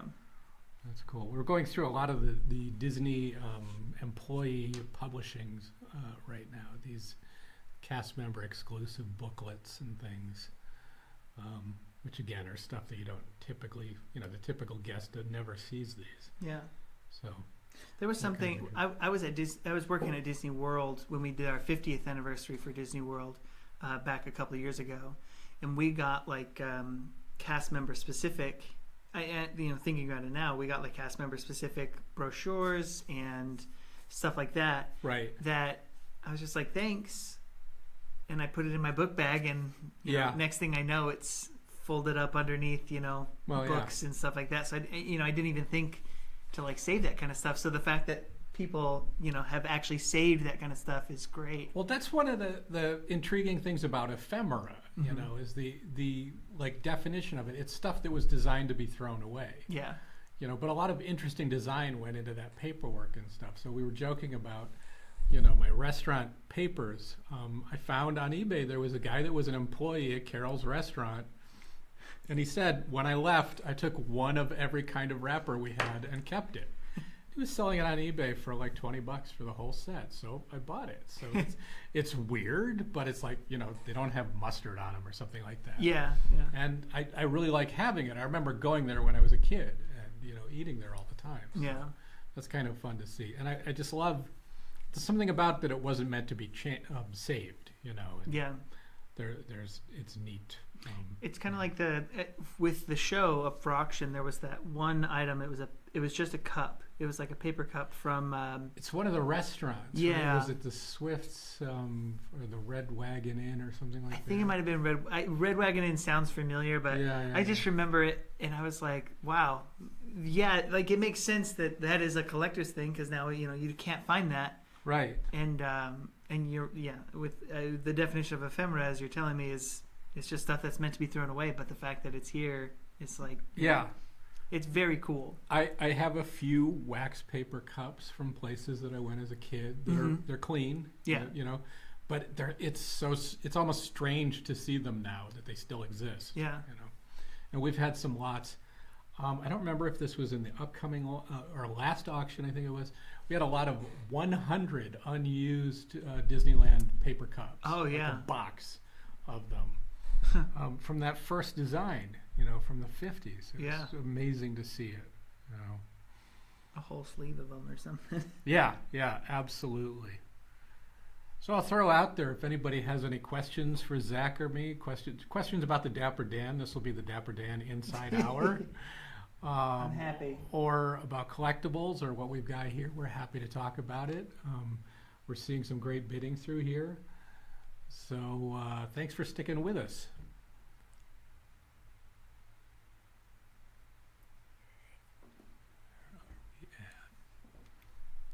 I don't know what else to go to, Zach. I don't know. What's you've been to Florida as well? I've never been to Florida. Oh, you've never been to Florida? Yeah. When I worked at the company, I went to Disneyland all the time. I was never sent to Florida for work, and I wasn't going to go there on my own dime. Yeah. You know what I mean? I could go for vacation, but it wasn't the thing I'd want to do at the time. I mean, I've only been to Disneyland within the last year. Right. That was the first time I'd ever gone. So, my wife, who are both big Disney fans, she was like kind of preparing me when going to Disneyland. It's not like Disney World. It's more nostalgic. It's the original, so there's a lot. Right. There's a little more heart to it, and so I love them both for completely different reasons.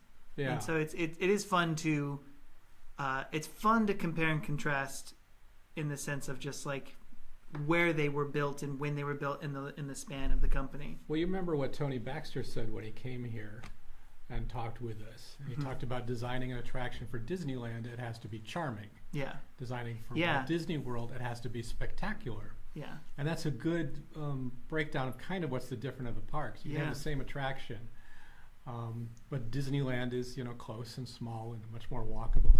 I was amazed the first time doing research for here. I looked at video of the omnibus or some Main Street vehicle in Walt Disney World. Yeah. And I realized that Main Street kind of looks the same as here, except it's huge. Yeah, I it's mean, much wider. The hub is colossal. It looks the same, but you're like, wait, the lamps are too small. Yeah. Yeah. I mean, the first thing, I mean, as most people that have gone from Disney World to Disneyland, is the first thing you notice is the difference in the castle. Right. So that was like, my eye was immediately drawn to that. But then as, I started to look around, I realized, okay, it is a little bit more compact, but it's almost exactly the same. Right. Which is really interesting as well. Did that throw you off sometimes? Like because A little bit, Yeah. because there's certain times where I think I know where I'm going, and then I don't.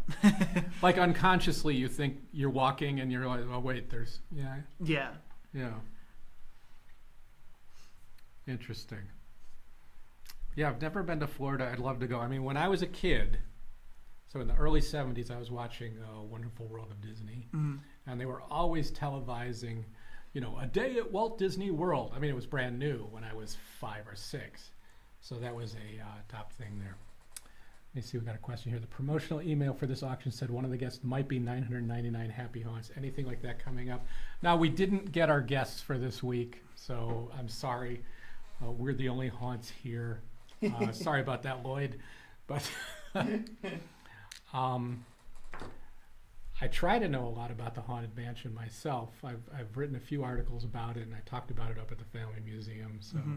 So I don't know that I'm 100% up to date on it, but I really enjoyed digging into research on the Haunted Mansion at the Disney studio. What an interesting IP. Just when you think of as the company was moving into these theme parks and kind of the idea of the theme parks, and then you come in with Haunted Mansion or even Pirates of the Caribbean, just kind of diversifying the image of the park. It was so interesting. Yeah, like the Haunted Mansion, you first see ideas for it in 57.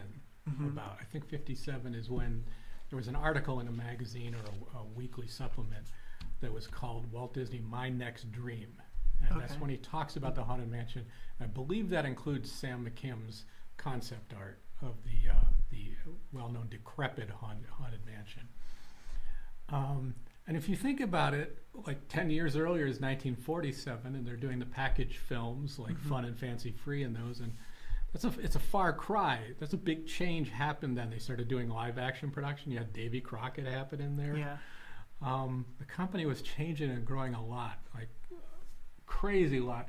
Even just look at 1953 to 1958. 1953, Disneyland isn't built. 1958, they've had the Mickey Mouse Club, they've had Davy Crockett, they've had Disneyland. They're expanding Disneyland. I mean, I can't imagine what it was like to be at the studio then with everything going on. Yeah, a lot. Yeah. A lot going on. Yeah, and the Haunted Mansion, of course, I'm just going to opine about it for a while because I'm familiar with it. Yeah. Because I did a presentation about the early takes on it. One of the first was a walkthrough attraction, which was Ken Anderson's script, was a walkthrough. And his is interesting to read, meaning instead of riding in a doom buggy, you're walking through and stopping and seeing scenes. Right. And there was a very elaborate map that was drawn up for this walkthrough. And it had the path of all the guests, the path of the host, and the path of one other cast member that would be playing a character that was mostly called Harry the Arm, which was an arm that would reach through the wall at different spots to grab at the host or something like that. And it's a really interesting script. And it involved all these kind of 90-second scenes, and you'd walk in and they'd show this thing, and typically there would be a scary scene that ends with something goofy, like this ghost bride appears up the stairs and comes over and comes down the stairs towards you, and her head falls off. Oh. You know, yeah. And they'd have these silly ends to them all, and it ended with a haunted wedding scene. So you can see that elements of those early scripts moved forward and moved into, you know, what became the final mansion. What I like about Ken Anderson's too, it has a script for Walt introducing it. Like in the beginning, you know, where we hear a ghost host, you would have heard Walt Disney saying, "Welcome to our haunted mansion. We have the retired ghost here." Blah blah. Yeah. And it was very much, I think it's the Blood family mansion. At that time, I might have that wrong because there's a few different versions. I haven't boned up on them lately. That's a haunted mansion joke. Boned up. Well, I see what you did. Sorry. That's Brian, my coworker's influence on me. Hi, Brian, if you're listening. So, you know, you had Sam McKim's. We know, we've heard a lot that the guys designing the haunted house were saying, Walt, the house has to look run down. It has to look like a haunted house. And Walt said, I want everything in my park to look nice. You know, I don't want it to look shabby. Mm-hmm. And they felt for the story it had to be shabby.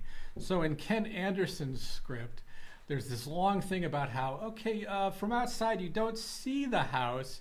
It's surrounded by trees and stuff, and you go through the trees and come around a corner and you see the shabby house.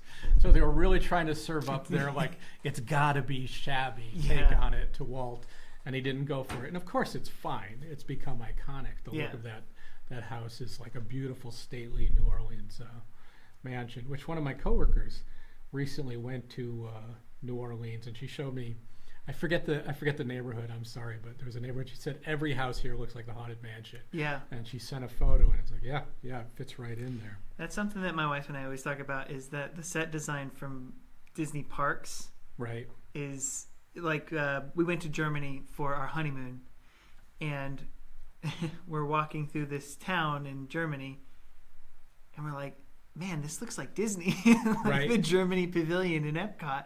Yeah. It's just, you know, it's a testament to how well they put together their set designs and how immersive it is that makes you feel like it. Right. Yeah.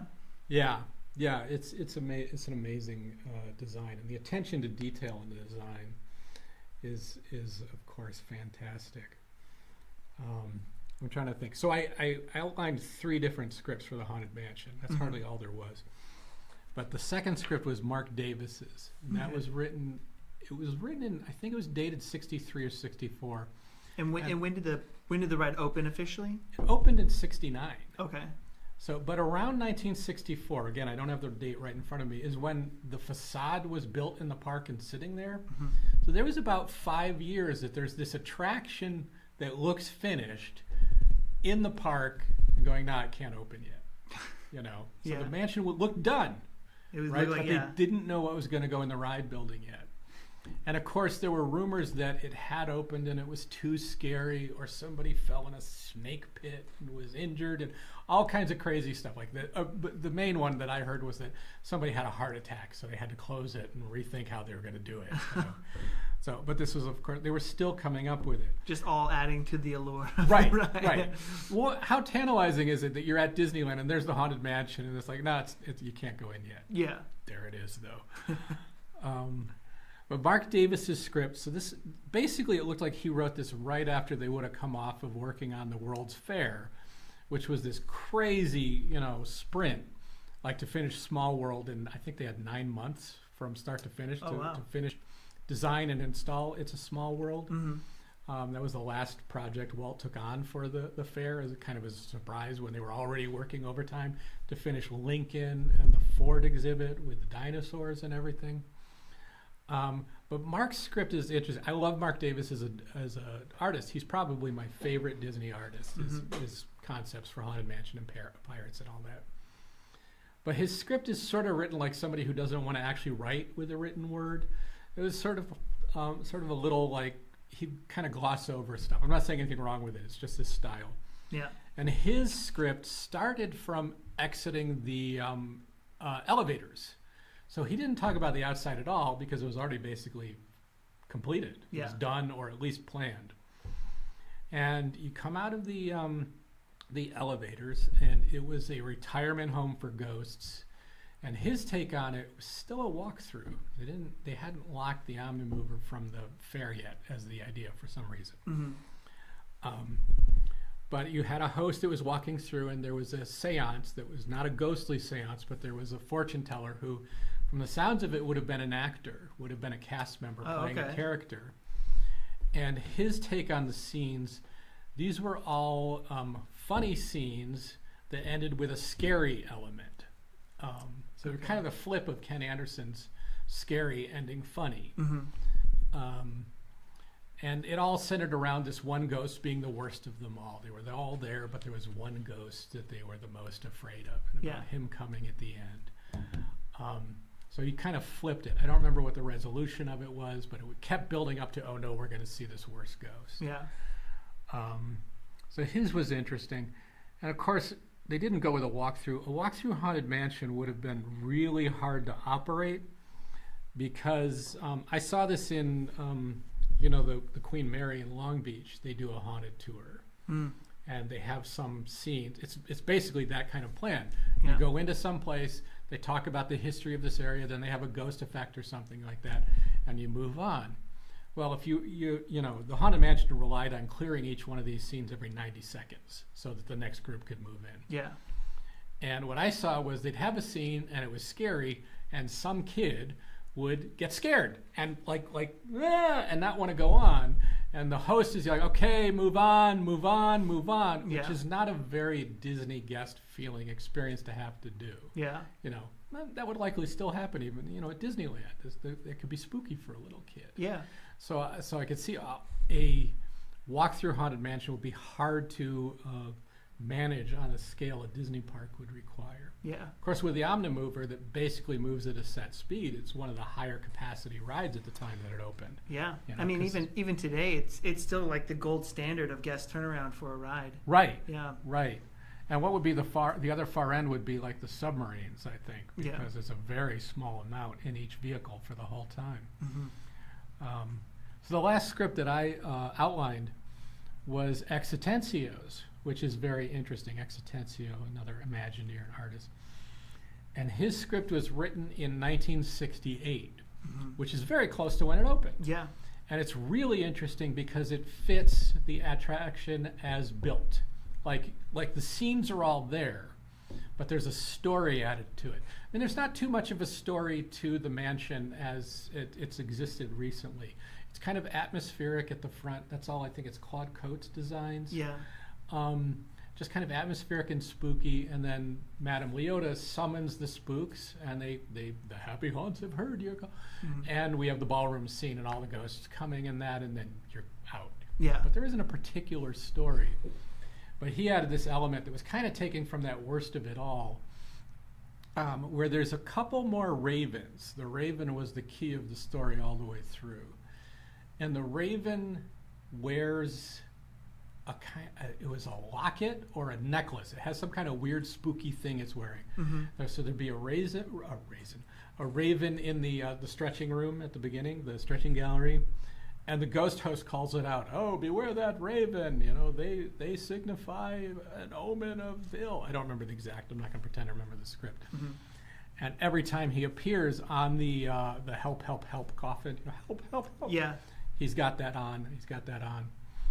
And again, they're talking about this worst ghost of them all. And when it get to the end, the worst ghost is the ghost host that we're listening to, is the raven. The raven is him watching you all the way through. But what's interesting about this take on it is that in the cycle of ghosts at the end, when you see the ghost in the mirror, one of them is this ghastly, really scary ghost with that thing. Oh, really? So you'd get the hitchhiking ghost, but one out of the cycle would be that one. So that's a story put on it. Very interesting. I don't know why they didn't go with that. Maybe they just decided it didn't need it, or maybe it was kind of trying to force a narrative that it didn't need. Sure. Yeah. But it was really interesting to see all that it went through. With it, not forcing the narrative, there's enough smaller storylines that you can kind of create your own narrative into it. And so it kind of becomes a different ride for each person that rides it. Yeah. Or when you write it multiple times, you get, more out of it, layered kind of thing. Exactly. And I'm sure, I don't even know how many times I've been through it, but I'm sure there's details I haven't seen in the banquet scene. Mm-hmm.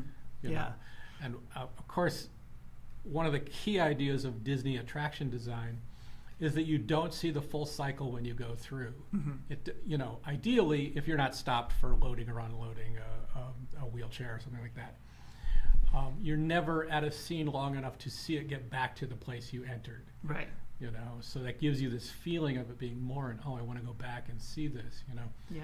Sometimes when they change the lines, like I noticed this last time I went, we went through the cartoon spin, the Roger Rabbit ride, Yeah. which has the kind of cool cue through Toontown. Mm-hmm.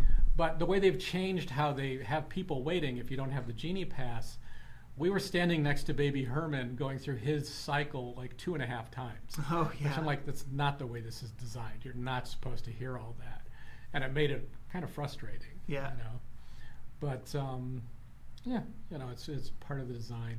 Always loved the mansion. Yeah. Interesting. I think even when I think about the banquet scene, my eye always gets drawn to the exact same spot, and there's 100% stuff that I've never seen, even having gone on it for since I was a kid. What's the exact same spot? The exact same spot is the dueling.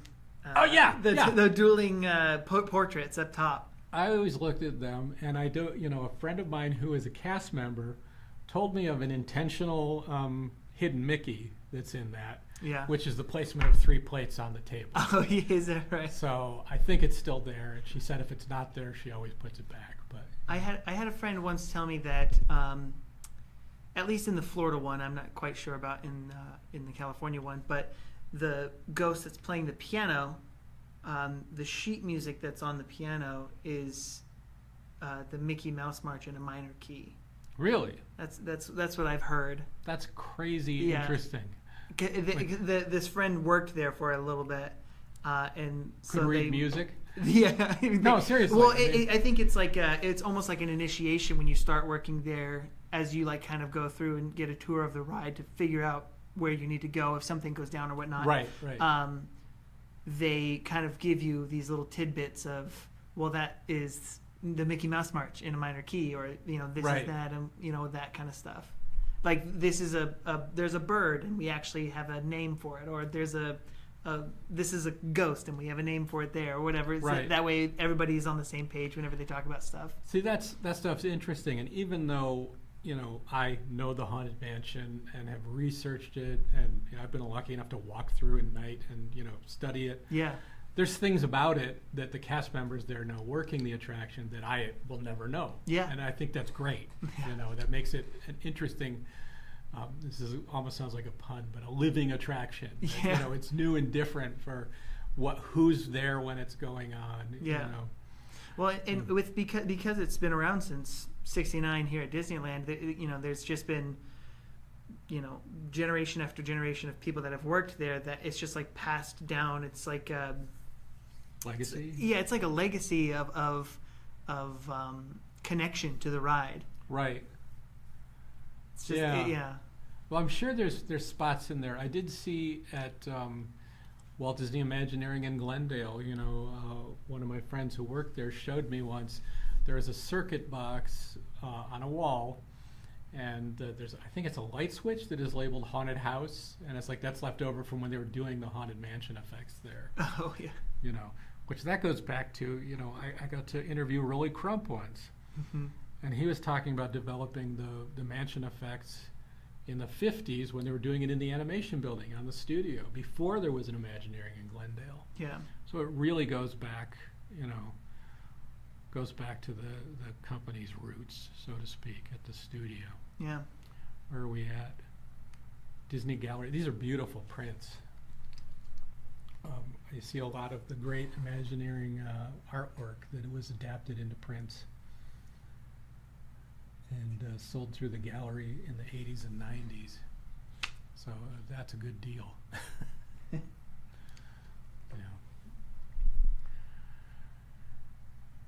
So I don't know what's the new. Well, Have you been on Rise of the Resistance? Oh yes. I mean, I was going to say, I don't know what's the new Pirates of the Caribbean or Haunted Mansion, but it's the Rise of the Resistance. It is. And I don't want to spoil anything about the attraction for anyone that hasn't gone on it, because I went on it knowing as little as I could. Yeah. But it is. I think that's the next successor to those storytelling, immersive. It really is. I mean, I mean, I've had friends that aren't Star Wars fans that went on it knowing nothing. Right. I mean, knowing a little bit about Star Wars, but knowing really nothing about the ride. Yeah. And just were like, that was. It's an experience. You know, it's Yeah. very much more than just a ride. Yes. It's very cool. Yeah. It's fantastic, and I'd say it's my favorite thing for. Out of the last 3 Star Wars movies and all those characters, it's my favorite thing of that, above the movies. Yeah. It's Oh, just yeah. an amazing experience. I remember when they opened it in Florida. Me, my wife, and my sister-in-law would go there. They would specially open just a very small section of Hollywood Studios at 5 a.m. and you could it's like that main strip. The main strip of Hollywood Studios is very reminiscent of that main strip of DCA, of Right. California Adventure. Yeah. But they'd let you come in, and then they would do a lottery situation to get a time slot to go on to Rise of the Resistance. So Right. you'd have hundreds of people that are just kind of hanging out, sitting around on that main strip. I think they might have opened Starbucks that's right there so that you can get something, but everything else was roped off. And then I think it was right around 7 o'clock that would start, and you'd see every person, all hundreds of these people on their phone, just refreshing Right. their phone to Right. try and get a slot to go ride the ride. And then after they would get it, they would leave. If it was later in the day, Right. they would leave and just come back. But we did that maybe 4 or 5 times to get on the ride, and it did not disappoint. I'll just say that. See, out here, my wife and I, we first went out. We visited the park a couple times, a couple of years after it opened. And the first time we went was right after the Smuggler's Run Yeah. had opened. So that was the new thing. So we went on that first, and I loved seeing the Millennium Falcon and walking on it. It was just, that was great. But we didn't do Rise of the Resistance the first time. It was only a 45-minute wait. We walked over there. But I knew so little about the attraction, and the way it was described, we were afraid it was like an outdoor roller coaster thing, which my wife doesn't really care for. It's like, okay, yeah, we won't do it. So, yeah, I regret we didn't go on it then, but we did go the next time because I did enough to know, it's more like Cars and you bump around a little bit, that's fine. So when we went, again, that was what we went straight to. And, it's just so good. It's just such an experience. It's very, yeah. I always highly recommend that ride. I always highly recommend the Avatar, the Flight of the Banshees over at Animal Kingdom. Always very highly recommend that.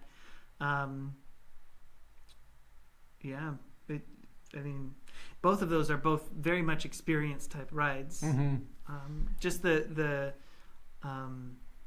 thought of the details, right? The thought that went into all of those details is really makes it something. It's kind of something we're lucky to be living at this time, is that we're at a point where that's where the attractions have moved to. We still have the the Peter Pan Flight over Neverland and those attractions basically from the early days of the park. Yeah. That are a little more charming, but now they can be these real experiences, you're not where you started, Yeah. If you've seen the Pirates of the Caribbean in Shanghai, that's the one with the video screens, right? Yeah, I mean, it's video screens, which at first you think, that's not quite as good. But looking at it, I mean, the boats turn around and stuff, and you're going backwards, and it's an amazing experience, it looks like. Yeah, I've seen videos from different shows about the making of some of those rides, and it looks like one of those things that you can see it and it looks amazing and whatnot, but if you experience it, it's a completely different. Right. It just completely changes it. I can imagine. And then the one we're missing in here when if I'm talking about Pirates of the Caribbean 2 Rise of the Resistance, step in between is Indiana Jones, Temple of the Forbidden Eye, Yeah. which I love. It's absolutely one of my favorites. Yeah. I love the full design of it. And, I wrote the article for E-Ticket magazine. One of their challenges was they had this very small frontage in the park, between the tree and I forget what's right next door, Tahitian Terrace or the store? Yeah, I think so. Yeah. Yeah. Or the queue for Jungle Cruise. Yes. Yeah. Right. They have this very small frontage, and they had to get people an eighth of a mile to their ride building. And so they built that fantastic. You have the outside queue where you see the camp, the truck. There was actually the truck from Raiders of the Lost Ark is there in the queue. Oh yeah. Yeah. And then you go into the temple, and the storytelling has already started with the 3 gifts of Mara and all the not the punishments, but the dangers. What you can run into in there. Yeah. It's such a beautiful experience. And Tony Baxter, again, he told me the size of that attraction, like the queue line. There's the one area you come into, sort of a round room, and there's paintings above inside the dome, and that's where in the middle you hear the guy digging downstairs, says, "Don't pull the rope," and you can pull the rope, and he goes, "Oh no," it's kind of fun, interactive.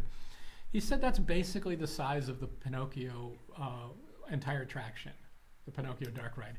That room. Really? Yeah. Oh wow. Yeah. So, we knew that was the biggest ride building built at the time. And, you could see it from the parking lot, of course. It's massive. It's massive. But, yeah. Yeah, I mean, when you get into that larger room that has like the skull with the eyes and the lava underneath the bridge and stuff, like it's a sight. Yeah. It is a sight to see, that's for sure. Yeah. The first time I had gone on it, I really didn't know what to expect because I'd really never heard of it. Right. The only time I had heard of like an Indiana Jones anything was the stunt show that they have at Hollywood Studios. Right. So I had no idea what to expect. I just want to say, I think we have a sword from that stunt show in this auction. Oh, is that right? Yeah. Oh, It's coming up later. That is very cool. But yeah, I had no idea what to expect. All I was told was that it's like a ride. You're in a Jeep and you kind of go through this little story. Right. And when you come through and you go, you just see that door that Indy's trying to like keep closed, and you come through and you go into that room with the skull and the lava. I was like, wow. Yeah. Did not anticipate that. It's a spectacle for sure. Yeah. And again, the design of that. When I was writing the article, I got to walk through it with Tony Baxter. Oh wow. And he showed me the details and stuff to write the article. Couple things about it. When it first opened, they had an effect that when you came into that room and you saw Mara there, there were blocks of stone falling from the ceiling, and what it was ice. They had this thing that was recycling water back up, freezing this tea-colored ice so it would be brown, and then you'd have rubble falling, which was effective and cool, but I get that for the amount of work it was and probably to keep it maintained and what you really got from it, they didn't keep it up. Interesting.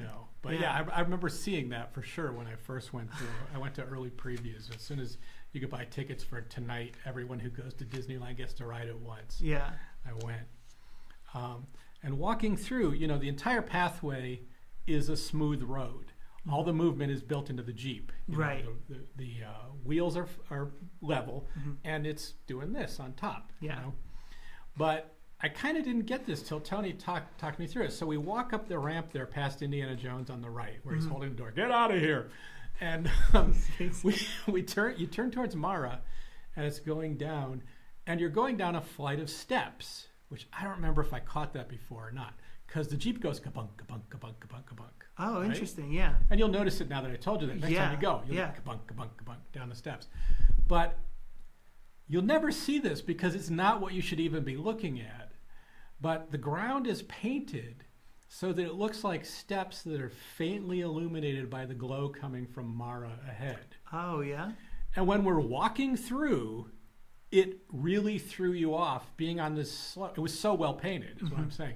It looked like steps, and we're standing on a slope and going, I can't look down. This is really throwing me off. That's that attention to detail that, you can spot it if you're looking for it ahead, but it's not what you should be looking at on the attraction. It's Right. not the attraction. Yeah. You know? Yeah. It's that, yeah, it is that attention to detail that kind of brings those rides to life and become, you know, they become favorites of people that like go regularly. Yeah. Yeah, I'm looking at where some of the old Disneyland. The Whitman paper books I collected. I wouldn't say I collected. I bought these because they were all punch outs and stuff like that, or sticker books. I bought them and used them. I didn't collect them. Yeah, But yeah. they had all these like build your own Disneyland or build your own farm or build your own, you know, Western town. Mhm. I bought every single one of those Yeah. because there was a store about a block from my house, and they were usually 49 cents or 79 cents. Insanely low. Like I could afford a couple with my allowance, you know. So I love those. And these are really nice. I almost highlighted this set. I love the artwork on these Red Cross posters.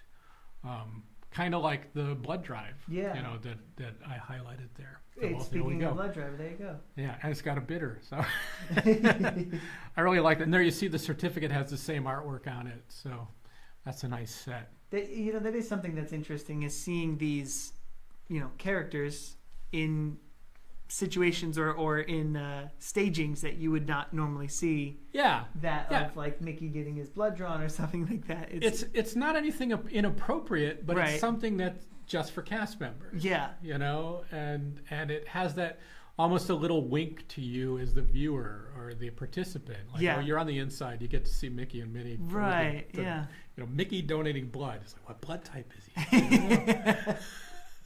I think there was a poster that of like Mickey showing like stretches to make sure that, you know, or whatnot. It was Mickey, Donald, and Goofy, and they're doing these stretches, and it's talking very specifically about you want to make sure you stretch your metatarsal or what, you know, Right. like it's, and it like Yeah. kind of like shows it, whatever. But yeah, it's the same idea of with like these rubber hose arms. yeah. Yeah. Oh, very cool. This is more of this early Disneyland paperwork. That's before my time here. But I don't know. I collect magazines and flyers and so much of this stuff. Well, should we take a little break, I Yeah. guess? And again, folks, if you have any questions or anything you want to hear about or talk about, we're happy to entertain comments here. We're just kind of flying solo without Mike as our guide. He's usually the pilot, right? So It's definitely the it makes it pusher. so easy. We'll take a break for a bit, and then we'll be back. Thanks, everybody.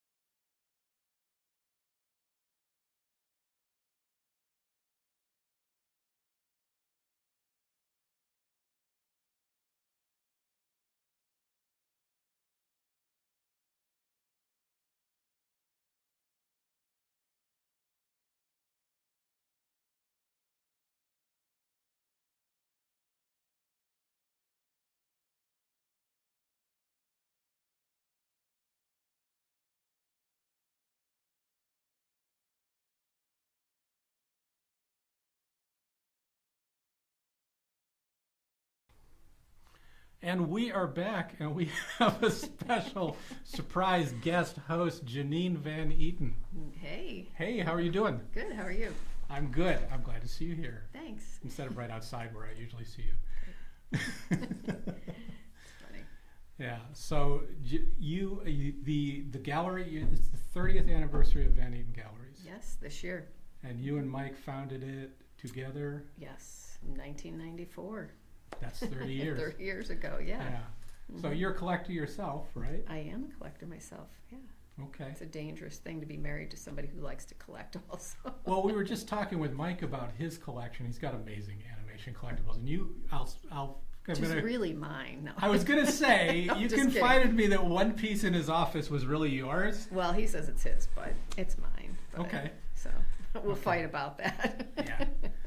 Yeah. But what do you Okay. like to collect? So probably about the same thing as Mike. Animation, toys, books. Hmm. I mean, anything really. Movie posters, vintage movie posters. I know you've told me, we've joked, but you do like Disneykins. Yeah, I love Disneykins. Which, if people are not familiar, Disneykins are little tiny figures Well, from the 60s. End of story? Or- yeah. I don't know much about them. I just know I like them. Well, I actually kind of respect that in a collector. It's like some people need to have an encyclopedic knowledge of what they collect, which is fine. No, I think it's just, again, it all starts with something that from your childhood that you connected with. Right. Mine was a little clear Disney castle. Do you remember the little Disneykin Yeah. castle, the clear plastic castle? Yeah. And it came with a set of Disneykins, and just would spend endless hours playing with that castle and those little miniatures. And Right. Which we're pointing. We have a bunch of them on the yeah, back but wall. I know I here. keep looking over there. Yeah. But when you're little, toys are little, and I was particularly tiny, and so I like tiny things, and Disneykins were right up my alley. So I get you. I just like, and I like the clear castle. I like things you can see, things you could see through. I don't know why. It was a nice castle, and I actually still have mine.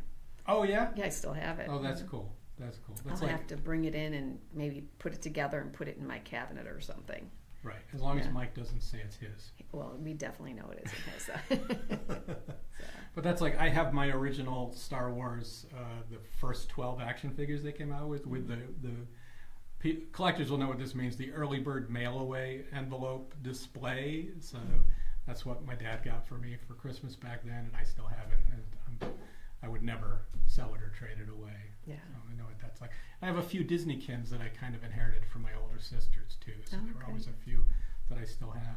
Yeah, I think I have, and I have a set where they're still in the box. The yellow box, it has the little window panes. Not like these Not are the like little this. tiny yellow Yeah, I think we boxes. just sold one in the last auction. like but they're about that big. no, it's probably like this big. Oh, it's like, okay. So a it's little not a bit bigger than scene; it's a lot of it's little all figures. of them. Yeah, and I think I bought it like 5 years ago. But and that's Nice. only because it was the original box and it had everybody in the window, and I just thought that was neat. But again, Right.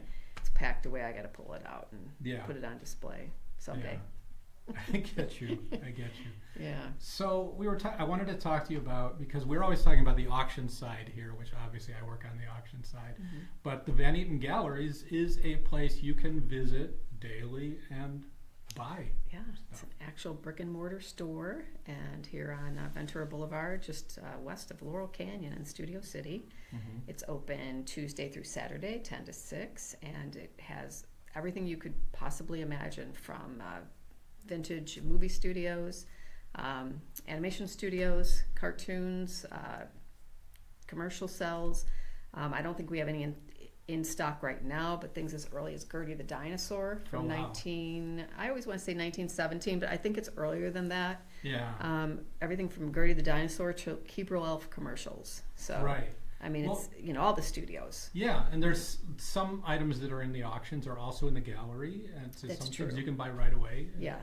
Good price. I just noticed, I was just looking, there's an Elizabeth Taylor signed personal letter. Oh, is that what it Yeah. is over there? I keep thinking it's a Walt Disney signature. I keep forgetting to go up to it because everyone Right. keeps stopping and reading it. I'm like, oh, it must be a Walt signature. I was just looking, it's Elizabeth Taylor, and it's Okay. it's a reasonable price, I'll say. I mean, Okay. it's not a surprising exorbitant price. So there's good stuff to find in the gallery, and you have Super Friends art over there that I have my eye Super on, Friends art, yeah. because there's model sheets for the Wonder Twins that I just think are awesome. And Yeah. My favorite's the Hanna-Barbera Studios. What's that? Hanna-Barbera Studios. Those are my favorite. Yeah, I love well, the old. I think one of the first pieces I bought since I started working here was a Jetsons pencil.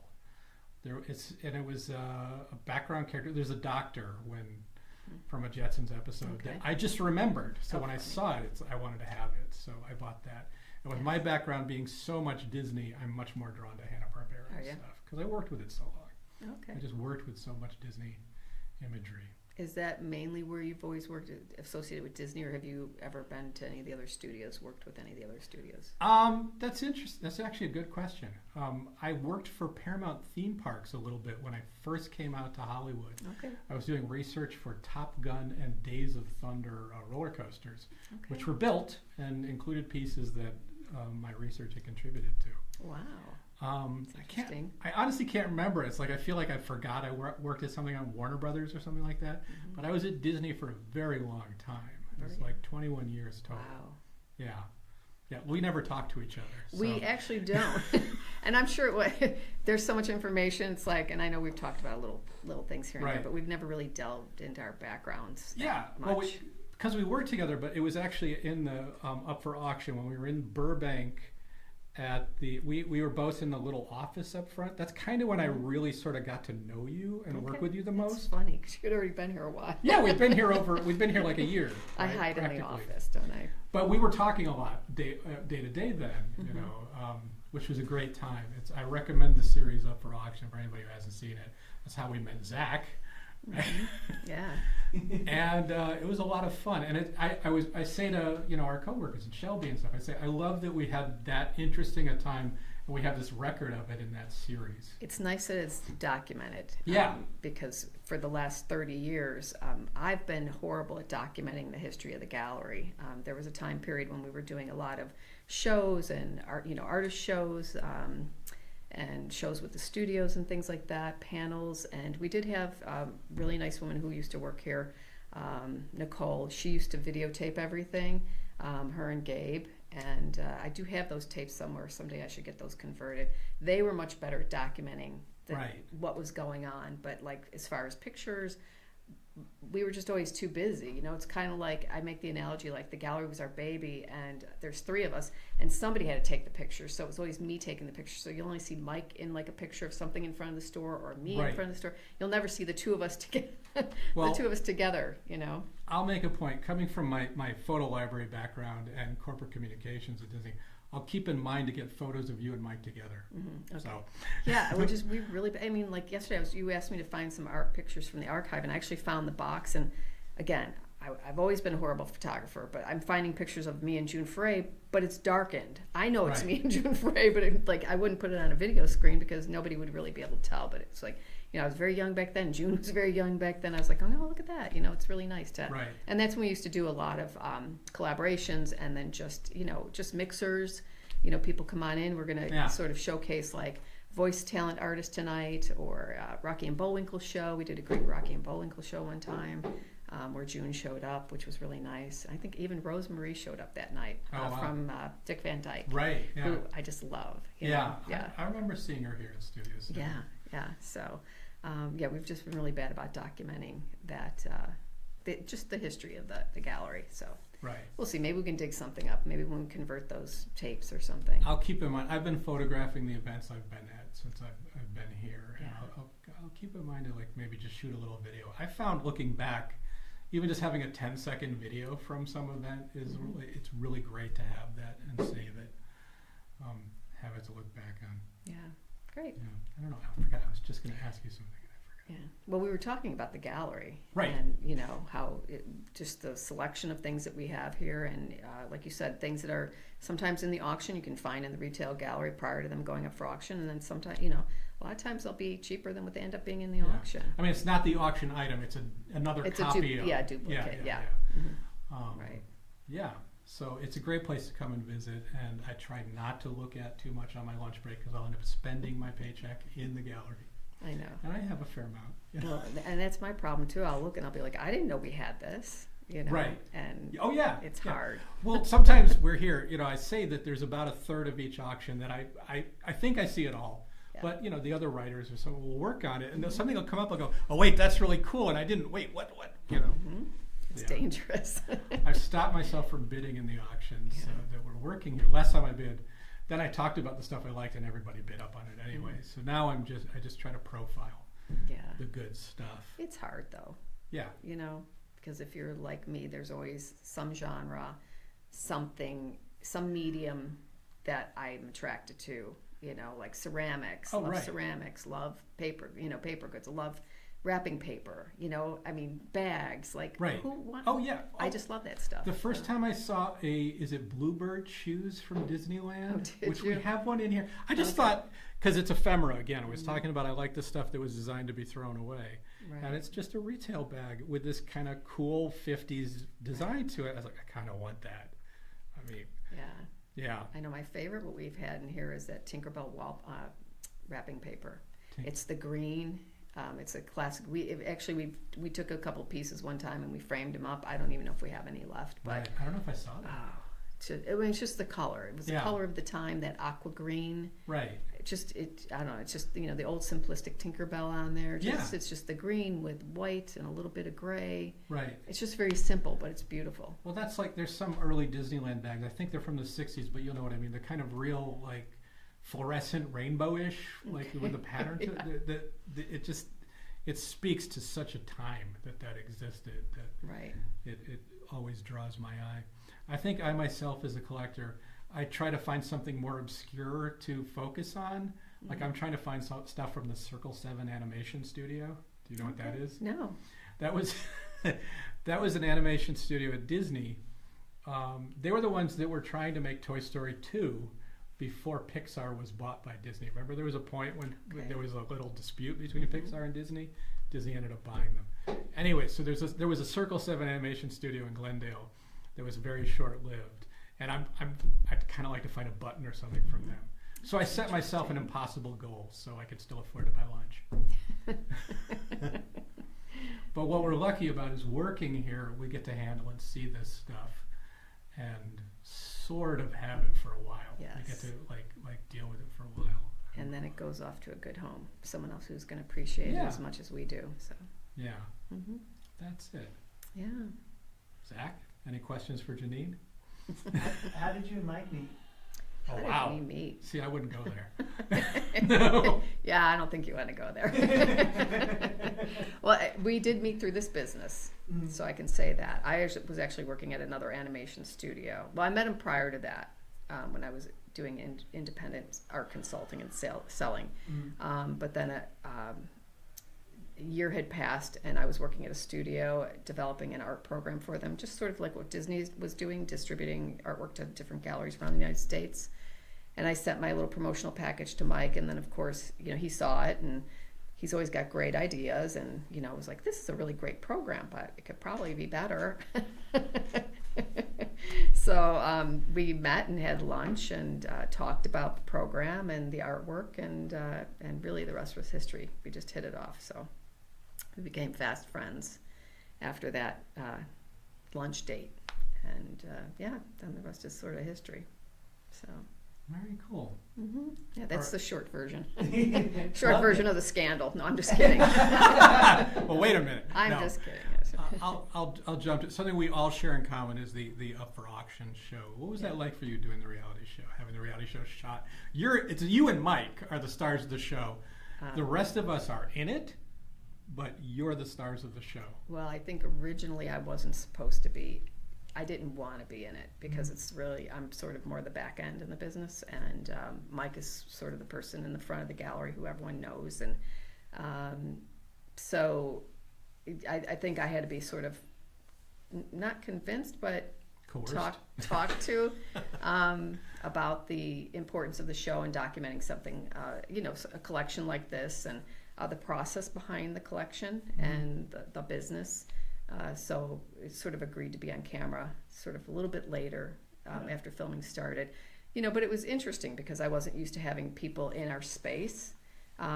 Everyone there was wonderful from Nacelle, the whole company. They were wonderful to work with and just very warm. After a while, honestly, you don't even notice Right. that the cameras are around you. And so sometimes you just kind of loosely talk how you talk. So who knows what they've got, saved in their archives of Right. my language, because I do swear a lot. So I don't know. It was okay. I mean, it wasn't as intrusive as I thought it was going to be. And more for me, it's just more spatial. It's not so much. How do you mean spatial? Just having, Having them here. Yeah, I'm just used to Right. having my, room look a certain way. I'm not used to having a bunch of people around me. I'm more, like I said, I'm more behind the scenes. I'm more quiet. Not so much introverted, but a little more introverted than Michael. So just having my environment look different was sort of not An adjustment. It wasn't unsettling. It just was sort of like, oh, there's more here than I want to be here right Yeah. now. So yeah, just like I'm a creature of habit. Right. What can I say? And it actually was fine, and it was nice that again, it was nice having them document the process for us to have to always be able to look back at, and then to have sort of like, I don't think people realize what goes into creating an auction and the team that you need and the support that you need to get it from point A to point B. There's a lot of moving parts. I think it did a really good job of documenting that. Yeah, I mean, and everybody plays an integral role in getting it launched, and and for show day, for the auction day. Yeah. Yeah, I mean, everybody is just a vital part of it. And one thing's sort of down, it sort of delays a lot of things, because we're not a large company, we're not a machine, we're a very intimate, family-oriented company that, the people who are here because they want to be here, and it's special. It's not just this big conglomerate. It's, when you see how small it is and all the things that all of us have to do and how hard we work, Yeah. it's pretty amazing. I mean, if you think of each auction as a production, it's great, and it's amazing we get it on as quick as we get it all together. Yeah. So, but no, it was great working with the company, and hopefully we'll do a part 2. No. I will say that Steve Hoffman, the showrunner, is very good about knowing exactly what he wants, but being able to make you comfortable enough to feel like, even though they're there, you kind of start to forget about them. Yeah. He's a great Right. documentarian in that way, where he wants to get you in your natural. Steve was wonderful. Yeah. Yeah. Yeah. He was a lot of fun working with. Yeah. Exactly. He was. A lot of fun He working was. with him and Brian. Yeah. Like I said, the whole Davina, the whole crew was just wonderful. Absolutely, I yeah. mean, I can't remember the other guys' names, but I remember what they look like. Yeah. Yeah, they were just all so, even from the guy who mics you, I can't remember his name. Yeah. But I was just like, this is kind of weird, always having this guy like mic you up. But he's like, don't worry about, it's like they just made you feel very comfortable. So Absolutely. it was actually a really good experience. And it, I don't even remember how long the span of time was, but I think it was 6 months. Total. Something like that, Yeah. Around during, and especially around during a very busy time. That was the other thing too. There were a lot of other behind the scene elements going on. With I think we had just finished moving in. We weren't really quite Basically, yeah. done moving in, and yeah, everything was just kind of like new, and getting the. I think there was a little bit of travel, unexpected travel had to be in there, and then doing, securing the location and the build out and the construction, and yeah, it was a lot. So. And it's funny. It did feel like it was 6 months. It was actually like 3. Oh, really? Yeah. That's funny. We came here to do our first day of shooting May 22nd, because it was the day after my birthday. Okay. And then the auction was July, Like, right? July 17th. Yeah. 18th and 19th, yeah. So, and then I think we ended up finishing up and wrapping, and then going into our post-production around like mid-August, maybe beginning of August. Right. Yeah, it just feels It like it felt was so longer. much longer, right? Yeah. Yeah, Yeah. I think I told people, they were following us around for 8 months. I think that's how, literally, I know I just said 6, but I think I was telling people, they were around for 8 months, because it just felt like a whole part of it. Yeah. Because Big time. I'm sure it's not only are you putting together an auction, but you're also doing a show. So there's so much that you have to deliver on. So Yeah, yeah. that's amazing how that that works itself out there. Yeah. Yeah. An interesting takeaway to me, and aside, was what they filmed of me, everything I was sure they were going to use, they didn't, and everything I was sure they wouldn't, they did. And just, okay. That's So funny. and it all worked. It was all fine. It was great to watch it. Yeah, I had no expectations of it. Oh, see that bag? That's That's the one I was talking about. That's the yeah, you're talking about the right. I'm talking about the left. Right. That's the wrapping paper we had, the green. See, look at this card. I mean, this is little The red with the this little inexpensive souvenir they had. There's the bag again. So yeah. It was And the just Magic Land bags. I never saw those before I worked here. what is But it this called? is that Magic Land. Magic Land. Okay. It was a Your store. eyes are good. Taylor and Hughes. No, I remember it. Okay. But I can read it. Yeah, Taylor and Hughes Magic Land at the Disneyland Hotel, and it's just that design for the ephemera. It's your mid-century design Yeah. that I really like. Yeah, it was a great time. Great design time. Yeah. So. Let me see it here. Wow. All right. What else? I don't know. I was gonna say you probably need to be getting going here pretty soon. I do. Yeah. I'm leaving early today, so Yeah. you're on your own for a couple hours. Okay. Well, Zach and I are kind of getting to know each other better. How many lots are in the auction? I think, I was just saying to Zach when the mics were off, we work on so many auctions, I can't remember this specific auction, how many there are. Right. I think it's about 800. 807. 807. Okay. Yeah. That's yeah. a pretty decent So amount. we got a little ways to go here. But that's okay. Well, thanks for talking with Thanks me. for Ed. coming in. I'm sorry we didn't see it. Sorry we didn't bring you in earlier. That's okay. Yeah. No, I was busy in the back, so. So next time we'll rank all the Disney animated films in order of your favorite to least favorite. No, I don't know. I don't know if I could do that. I probably only have like 2 that I'll stick with for, but there's so many. Obviously, I've watched all the films that have ever come out. Right. Even, I was just joking. Yeah. But no, but I mean, if I have to think about it, it's so hard to do. Well, even like I said, I worked with him for. People ask me, "What's your favorite Disney movie?" I'm like, "Oh, I don't know. It's kind of Ichabod and Mr. Toad, but the one I like to watch the most is, there's a lot." What's the one you could watch over and over again? Like if it comes on, you're like, I'm watching it. I got actually Aladdin. Aladdin. Okay. Aladdin is the film that led to me working at Disney. It's a long story, but I got to see a work in progress screening of Aladdin, and I hadn't been paying attention to animation before then, and I ended up working at the studio within the year. Interesting. Yeah. Yeah. So that would be definitely the one that is most personal to me. Yeah. But I watched, when I was a kid, Wonderful World of Disney was every Sunday night. Yeah. And you typically watch those movies in 2 parts, Mhm. part 1, part 2. So I grew up with all of it, like everybody did. Yeah. Yeah. All right. Well, All right. thanks for coming in, Janine. All right, Ed. Oh, we'll have you back. Okay. Sounds good. I'm saying we like Like, she's the That's boss all in the right. room. That's it. Well, no, I technically don't hang out too much here, so it's usually you and Mike. But, Yeah. Yeah, but you're always texting us saying, "No, it's the 30th," like get to the airport. which Sorry. needs to be done. So Yeah. you're an important part of the team in this room. Thank you. Okay. All right. Thank you, Janine. All right. Thanks, See you all everybody. later. Keep on bidding. We'll be right back.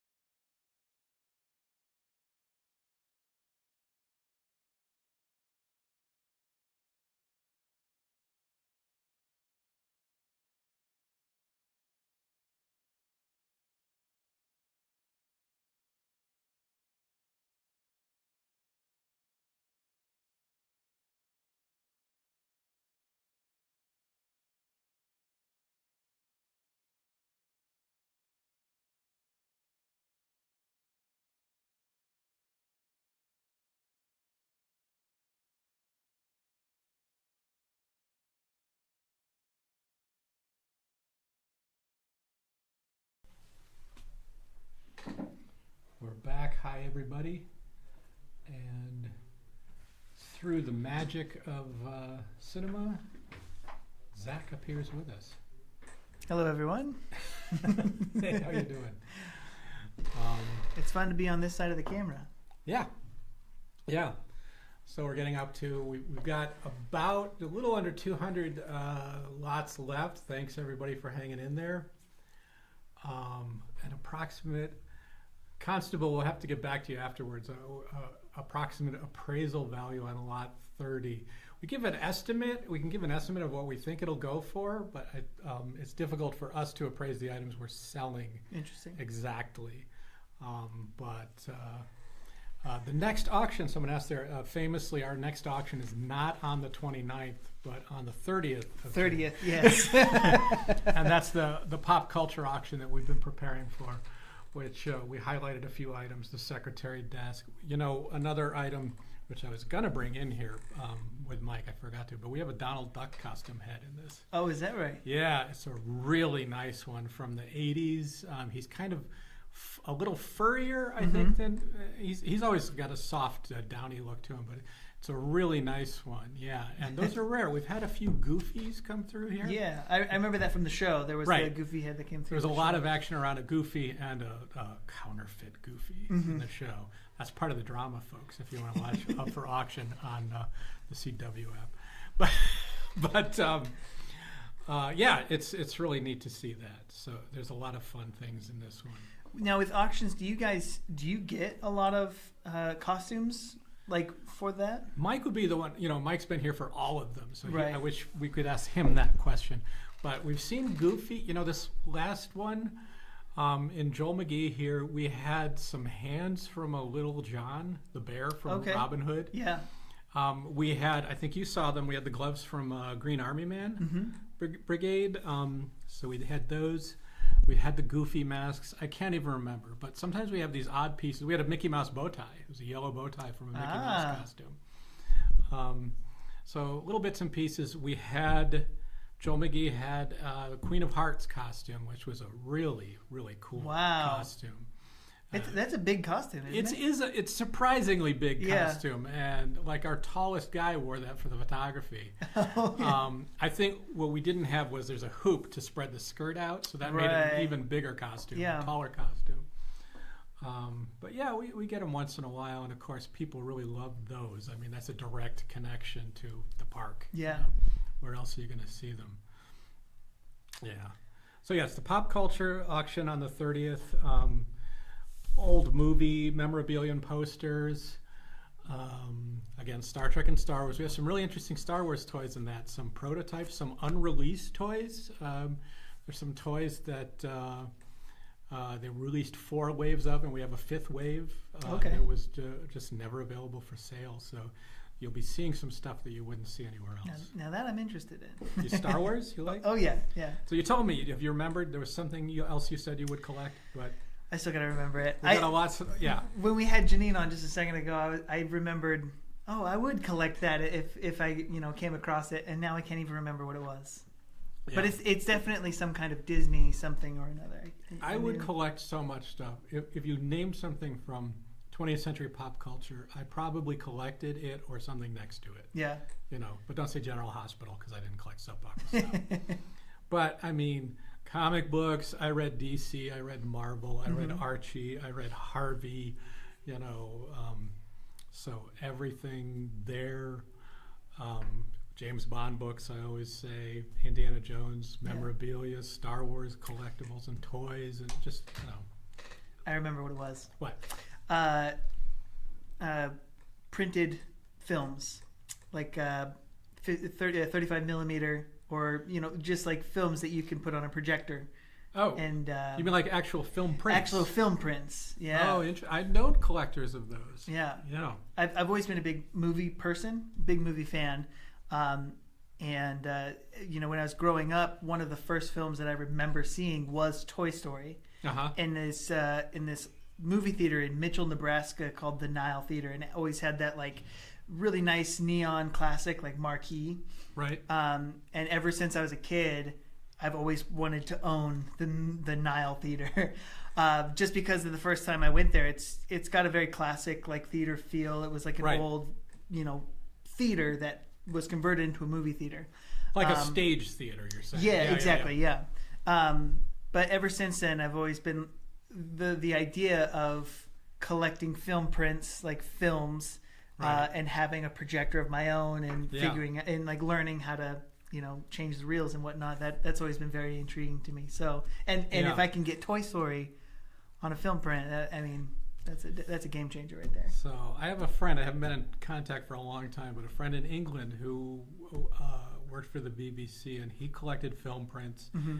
And I believe he had a 70 millimeter projector in his home Whoa. theater, which if you know film, or your regular film frame is about that big, and 70 millimeter is it's literally like 4 times the size. It's huge. And the reels for them are colossal and heavy. Mm-hmm. And I suffered a permanent injury to my shoulder trying to pick up 2 reels of Sleeping Beauty 7 millimeter at the same time. So my shoulder still aches sometime from like 18 years ago. Sleeping Sleeping Beauty Beauty was was- on 70 millimeter, It or was- had like a it 70 was, millimeter. I believe print? it was Cinerama. Wow. Yeah. We had a 70 millimeter print of Sleeping Beauty. That's why, because nowadays films are starting to advertise that this is in 70 millimeter. Right. Well, nowadays they advertise that they're on film because Right. it's mostly digital projection. Mm-hmm. So especially around Los Angeles, I don't know about other places, but you'll have places that say we're showing a 35 millimeter print of this. It's actual film, not a digital projection. Right? Yeah. Right. Yeah, yeah. Yeah. But yeah, I get that. I like the big deal being that Toy Story was the first CGI full animated film. Yeah. To have it on actual film, that's pretty cool. I Yeah. like that. Because I remember we were going to the movies was up in the air that night at my house. What do you mean up in the air? We had just moved to this town, Mitchell, Nebraska. We had just moved there, and I remember, I don't know exactly what was going on that day, but we were eating dinner, and it was getting close to the time where the movie was about to start, and we kind of very late came to the decision, all right, we'll go to the movies.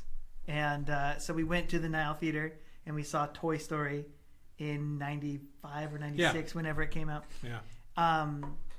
So it was just, we eventually, it was like the whole process of waiting and then saying, okay, yeah, we'll go. And that elation that was like, yeah, we're going to a movie. And then you go to that movie theater because it's a little kitschy. There's like a lot of like red kind of velvety walls and the seats and it's as the kids would say, it's a vibe. So it's definitely the kids.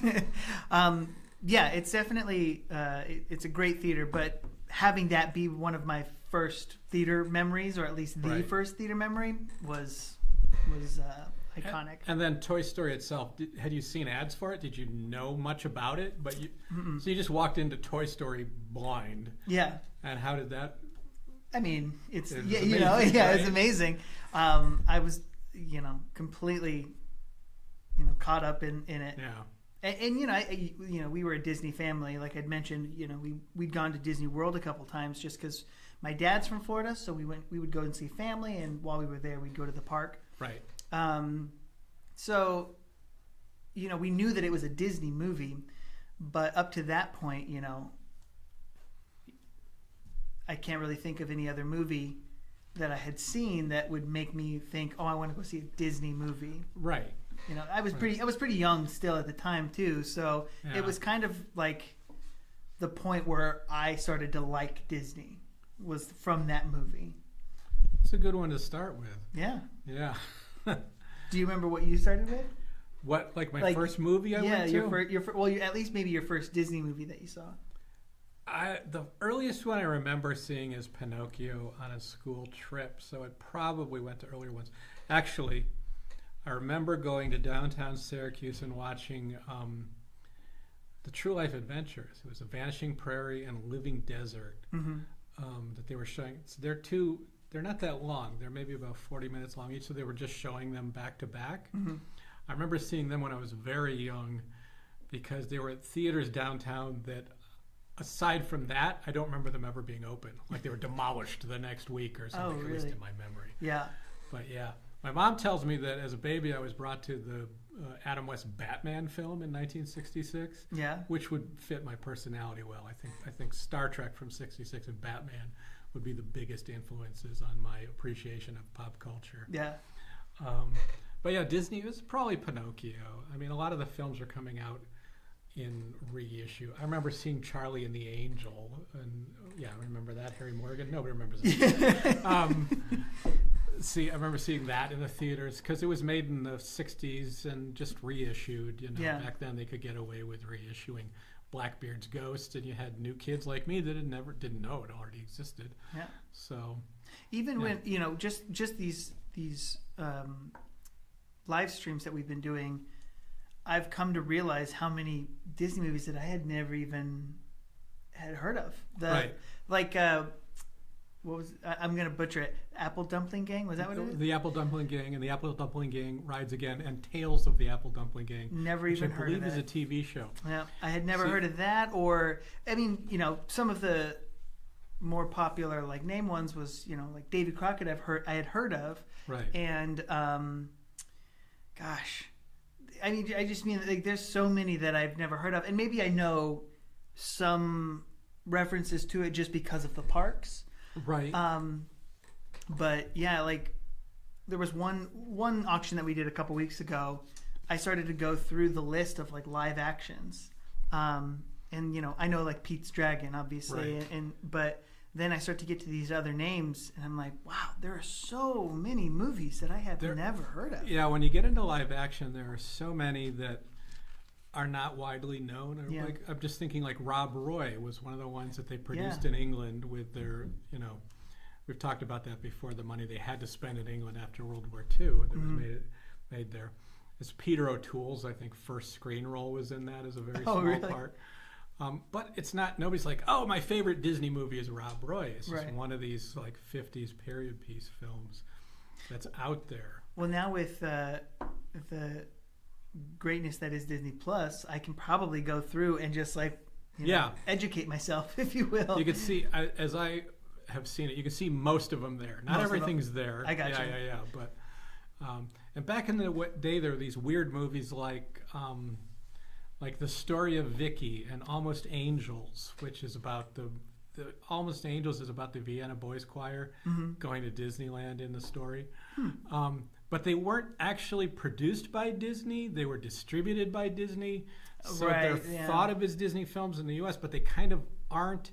And later on, that's called. I think I've talked about this before. It's called a negative pickup. Yes, with a Touchstone. Yeah. Was that one? Yeah, No, well, Touchstone itself is not necessarily a negative pickup. Okay. But if the artwork for the film is copyrighted Buena Vista Distribution, That's what it was. that's a negative pickup. I And the see. first Mighty Ducks film was one of those. It was not produced by Disney. Mm-hmm. The later ones were. It was bought by Disney and became a Disney film. Sure. You know, but it wasn't originated as a Disney product. And that's a standard like Yeah. Hollywood practice. No, There's yeah, nothing yeah. weirder, you know, unusual about that.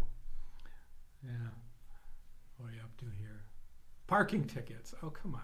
There have to Tencennial. be. How often do you see a 10-centennial parking ticket from Walt Disney World? I mean, I don't think I've ever seen one. I know my wife's family, being from Florida, they did go to Florida or to Disney World a lot. So they do have, or at least her aunt had a massive collection of Disney memorabilia through the years of Disney World. So Right. she has like the 25th anniversary, stuff. There's like pictures of them at the 25th anniversary when the castle was decorated like a big Like birthday cake. Cake, kind yeah. Of. Yeah. Like a cake castle. Basically. Yeah.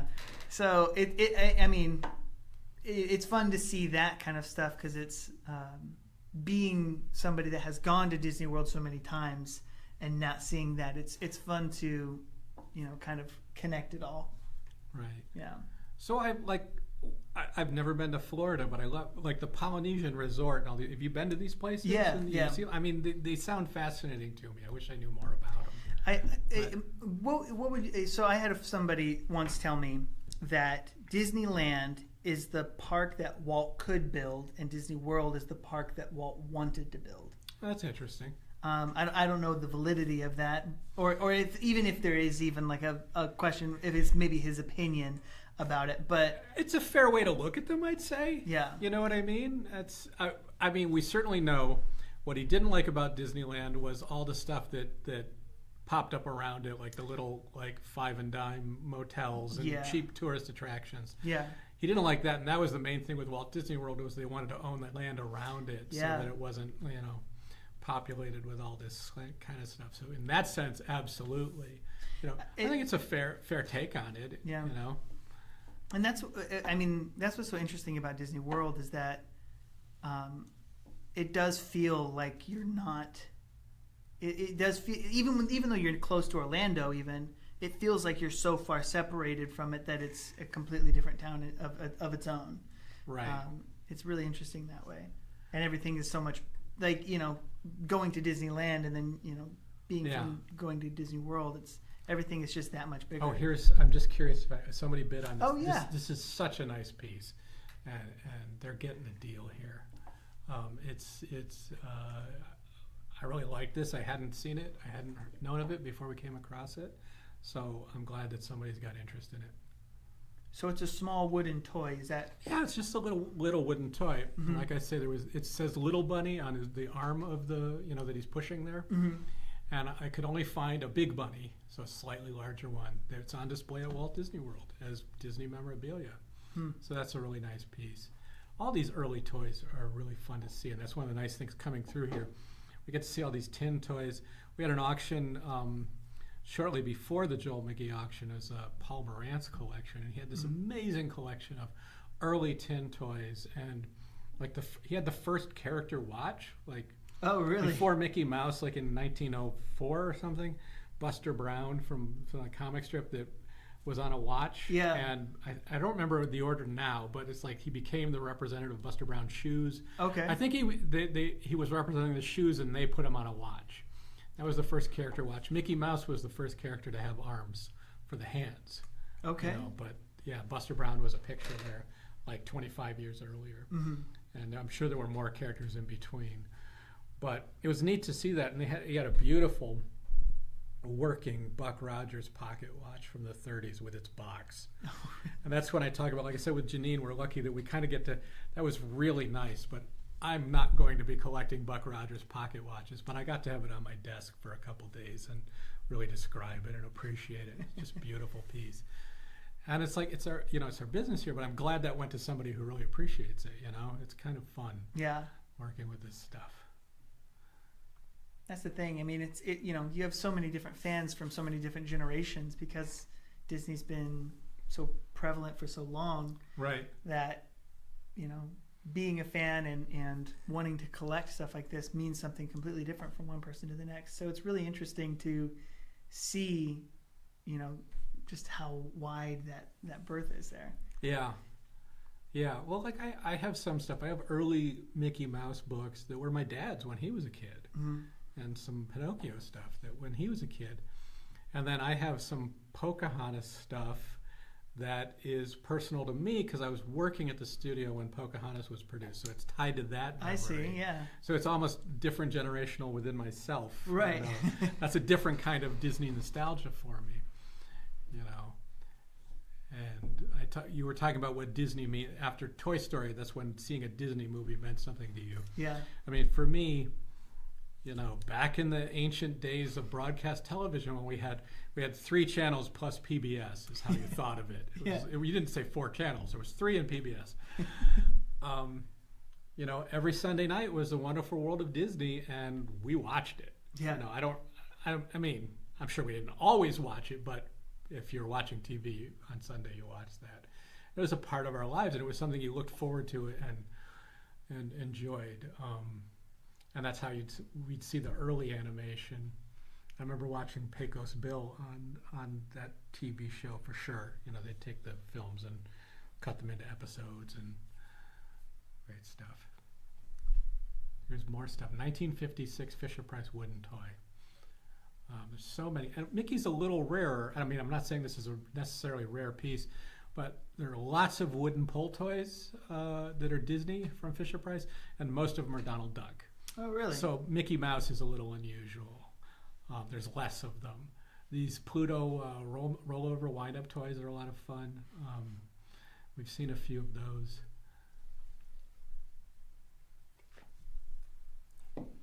So you touched on it when Janine was here. Aladdin being a movie that you would watch. Is there any other movie that's like something that if you see it on, you have to watch it? I have to think about it. I wish I had the list here because that helps. Yeah. But yeah, Aladdin was definitely it because of the personal collection. And, I mean, that whole time, the Renaissance from Little Mermaid to Beauty and the Beast and Aladdin. And then, The Lion King was in production when I started at the studio. Mm-hmm. Nightmare Before Christmas came out a few months after I started working. Oh. So that whole time, it's not just that it's personal that time, but it was an amazing period for animation at Disney. Yeah. They were really firing on all cylinders there. It's just beautiful stuff. Yeah. So, I mean, I guess the way I'm thinking of it, it's not like we flip channels anymore. Like, oh, here's something. Right. Yeah. That's such a rare experience at all. But I certainly have ones that I appreciate and would watch if they're on. Yeah. Yeah. Nowadays, it's more like when you go onto a Disney Plus type of app where you see all of your options. What comes out more than the others? Well, we get it now. This I don't think I'm the only person this happens to, but I get into this weird inversion here where I still buy hard copies of movies I really like. Yeah. Right. So I like a lot of the Marvel superhero movies. Yeah. I started buying them up on Blu-ray. Like, I think the Black Panther is my favorite one. First Black Panther movie is fantastic. Yeah. And the Avengers movies, there's nothing else is going to be like Avenger Endgame. So I bought those and I have them. But because I have them, I don't watch them. Like, they're always there that I can watch. Yeah. So when I do, I'm the type of person that gets Disney Plus for a month a year. Like, we'll get it when a new show's out. All right, let's go get it, and we'll subscribe and watch the new show. Mm-hmm. But then when I have it on Disney Plus, I watch the ones I don't own. So this is kind of weird. But it's like I would watch, I would watch Ant-Man and the Wasp, even though I owned Ant-Man and I liked that movie better, but I'd watch the one I didn't have on the shelf. Is that weird? I don't know. It's kind of... It's your thing. Yeah. But eventually I bought a hard copy of Ant-Man and the Wasp, so I don't watch that anymore either. Mm-hmm. I'm really... this is not Disney, but what I've really gotten into that I watch a lot and I watch repeatedly is Star Trek Lower Decks. Okay. Do you like Star Trek? I do like Star Trek, yeah. What do you watch? What do you like? I mean... So, shout out to my friend Joey. He really got me into Star Trek. I liked the newer films that had come out, but I'd never seen... The new actor playing Kirk? The Chris Pine movies. Yeah. Really enjoyed those, but I'd never really delved into the Star Trek universe. Okay. And my friend Joey is a huge Star Trek fan. And because of him, I started watching the original Star Trek from episode 1 when it was Pike before they had Kirk. Just in that first episode, and then William Shatner came in, and I watched quite a bit of just the original stuff, and I just fell in love with the campiness of it. Yeah, there's a look to it. It was just it's just over the top. Damn it, Jim! Very charming. It's so charming. But yes, I am a fan, but it hasn't really gone, other than the newer films, it hasn't gone past a lot of that original stuff. So I'm a lifelong Star Trek fan, so I watched the original series, mainly in syndication in the 70s. It came back, I watched the movies as they came out. I watched Next Generation as it was on, and Deep Space Nine and Voyager, and I really liked Enterprise, which is great. Enterprise is a prequel to the original series. It's when they're first going into space from Earth, which it's not most people's favorite, but I really liked it. All of them, Picard revisited Next Generation when they're older, and I enjoy that too. I think of Star Trek Discovery as my least favorite series. But when I think about the show, I like every character on it. It's just that it is very much written for a younger audience, and all I'll say is there is a point where they ask the ship for consent to fire the phasers and make sure that everybody's really fine with it emotionally, including the ship. And that was a little bit over the top for me. And that's when I go, oh, this isn't quite for me. But so I think of it as my least favorite. But I love all the characters still, so that's okay. But the show that I really like and keep revisiting is the animated show Star Trek Lower Decks, which is made by and for people who love Star Trek. And it's loaded with references from all the series and everything. And it's set right after Star Trek Voyager. Voyager is right after Deep Space Nine and Next Generation. Yeah. So it's a specific kind of point in the history. And so the characters in Lower Decks are fans of the people in the Enterprise crew because they've just been doing all this amazing stuff. So they're always talking about this stuff, and it's so much fun. It's one of the first shows. I'm literally like I bought them on Blu-ray, and I've just put them on and like while I'm doing stuff or watching them. So that's very rare lately. But this is something I'm watching episodes for the 4th or 5th time in a couple years, and I'm perfectly happy with. So that's what I watch the most of for sure. I have a I can't remember if it's Next Gen or if it's Enterprise. It's the season 4 writer's manual. So anybody that was on the writing staff would get this manual about, it just kind of talks about all of this different stuff that you would want to know so that you could write stories and base it still in the lore of Star Trek. Yeah. And I got it and I blazed through it. I thought it was so interesting. It talks about how fast warp drive is and the different factors of warp drive and stuff like that. But it's really interesting how deep the lore goes just so that they can stay on the same page with if they have new writers. So if you're writing a script, it's like you say, the warp drive is at 5, so it takes. It's like no, it would take 4 days to get there, not 2 weeks. Yeah, it's like they know. Yeah, and it says specifically you can't go to factor 10 because that means you would be everywhere in the universe all at once or something like that. Yeah, that's part of it. Don't even get into transwarp from Star Trek 3, folks. We're not going to touch that. But it's, I had the writer's guide. I have it at home. It's on my desk right now, oddly enough, for the first season of Next Generation. So that was interesting because it's really, they did the movies, but it's the first time they were making up more Star Trek. Yeah. Everything before that was Kirk and Spock and McCoy and that crew, even the animated series, even the movies. So then here's Next Generation. I remember going back and thinking, oh, this is going to be weird. They're doing Star Trek and it's different people. That's weird. Yeah. I was a dumb college student. And I watched it and went, oh, this is okay. That's Picard, right? Yeah. Yeah, that's the famous old Picard or Kirk, which Kirk, captain do you prefer? Mm-hmm. But that's Next Generation. So if Enterprise, I'm afraid we're doing our Disney fans poorly. Sorry, talking about Star Trek so much. We should at least be talking about Star Wars, which is. I'd be happy to talk about Star Wars. I'm sorry because I'm a huge Star Wars fan. From when I was a kid, my dad showed me those films on VHS. The first, 4, 5, and 6. Yeah. Before they had any type of changes or any type of adjustments. Right. So it was like, I think my dad had gotten the VHSs in like early 90s, I believe. Yeah. There might have been a couple changes as far as I know. But they weren't the special editions. Correct. Yeah. Correct.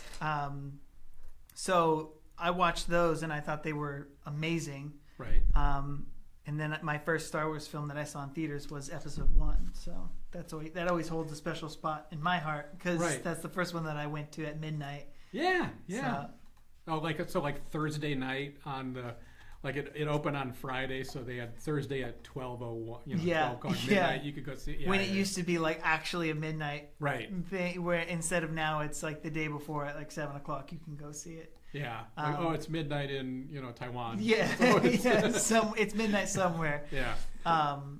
But yeah, I was 8, I believe, when that one came out, and my mom was, she was in school to get her master's, and so she came with me, but she had homework to do, and she wasn't really that interested in Star Wars. So, and the theater was in a small town in Nebraska called Kearney, and we went to the theater, and not too many people were at the movie, so she just sat in the back with a little reading light and did her homework while I was just bugging out about Darth Maul. That's kind of cool. I But like yeah. that. Yeah, we're getting into Haunted Mansion stuff. This is the stuff I really love, and some of these pin sets. Pins are it's crazy how popular pin sets are, and the idea of like trading and collecting and whatnot for pin sets. Right. Well, I love that they open up. The pins are where you'll see these different designs a lot. You know, you get to see artists' interpretations, which, you know, that is, I want to say, a relatively new thing for Disney. It's like, you know, before the 90s, everything had to be on model or you didn't do it. Right. So the idea of seeing a Funko Pop version of a character was different. They just didn't do that. It's like, no, it has to look like the Disney character. Right. So things changed to open that up, and honestly, I just think they figured there was money in it. Yeah, and also you have people that are fans of a certain style, so then you can branch out a character to different Right. fan sets just because it's a different, you know, somebody's a fan of that type of artist and whatnot. Yeah. So there's some fun pieces here from the different parks around this Tokyo Disneyland Haunted Mansion mini ears Yeah. with a little mini there. That's cute. Star Wars, I first saw the first movie in the theaters when I was 11 when it came out. My grandfather took me. He had already seen it. He said, I think you want to see this movie. Yeah. So that was pretty good, but that's why that one's special to me. Yeah. And, you know, I don't even remember how I saw Empire Strikes Back, but it was in the theaters. But Yeah. nothing was like, I remember going with my grandfather to the first one. Yeah. Um, I think Star Wars was the first time that I noticed film music. It's a good one for it because they really believed in the, if I say it wrong, leitmotif. It's like having little themes for the individual characters. Absolutely. And stuff. That's very much a part of that film. Yeah, I mean, everybody knows that beginning, da, da, da, da, like, you know, at the beginning of the movie, and I don't know if I can necessarily remember the first time I had heard it, but I know that it had, if it makes sense, I know that it had an impact on me, even though I can't remember the first time I heard it. Right. You know, it's the first time I noticed, oh, there's like really good music. Yeah. That's behind the movie. Well, you can't help but get a little emotional when you hear the Force theme, which is that. Yeah. The Force this theme. little kind of moody, kind of sad history music. The Han and Leia's theme, the da da da. Yeah. That one's really good. I think out of all of the Star Wars films, Empire Strikes Back has the best music. Okay. Personally speaking, but yeah, it's all great. So I gotta say, overall, myself, as much as I love Star Wars as a kid, I love Star Wars. I always liked Star Wars. But between Star Wars and Star Trek, Star Wars is an adventure series. It's an adventure show. It's about people fighting bad stuff. And Star Trek is aspirational for the human race in our future. Okay. So in that sense, I like Star Trek more, just because Totally get that, the overall message of it.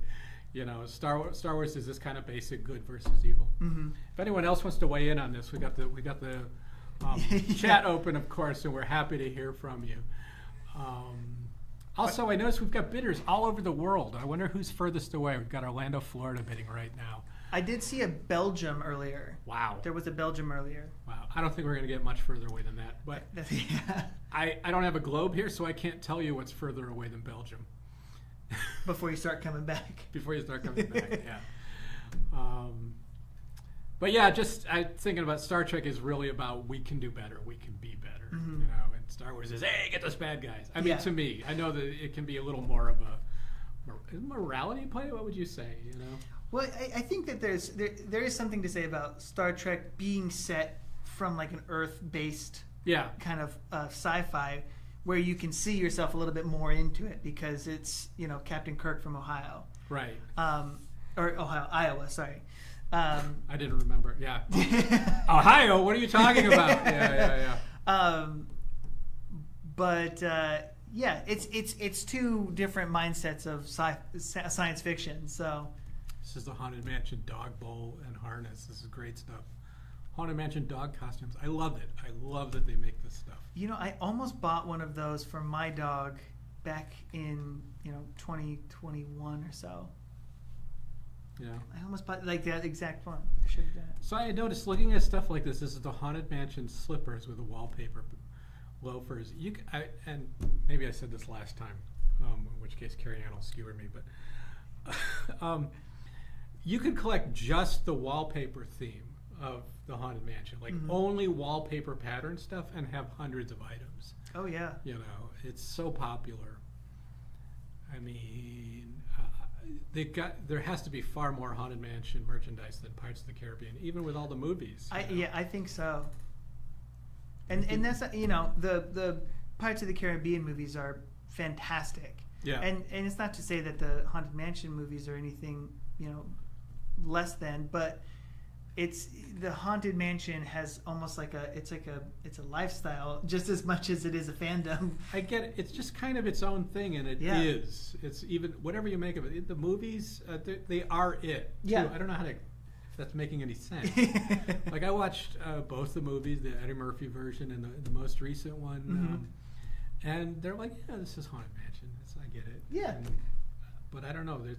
Even when I was a little kid watching on TV A Day of Walt Disney World, I always say, they showed the Pirates of the Caribbean, they showed the Haunted Mansion, and it was amazing to me that these were real places I could go. Yeah. You know, it's like no, I could go and see this, and I'll be going in that house. I was looking at the Walt Disney World one, the Liberty Square one. Yeah.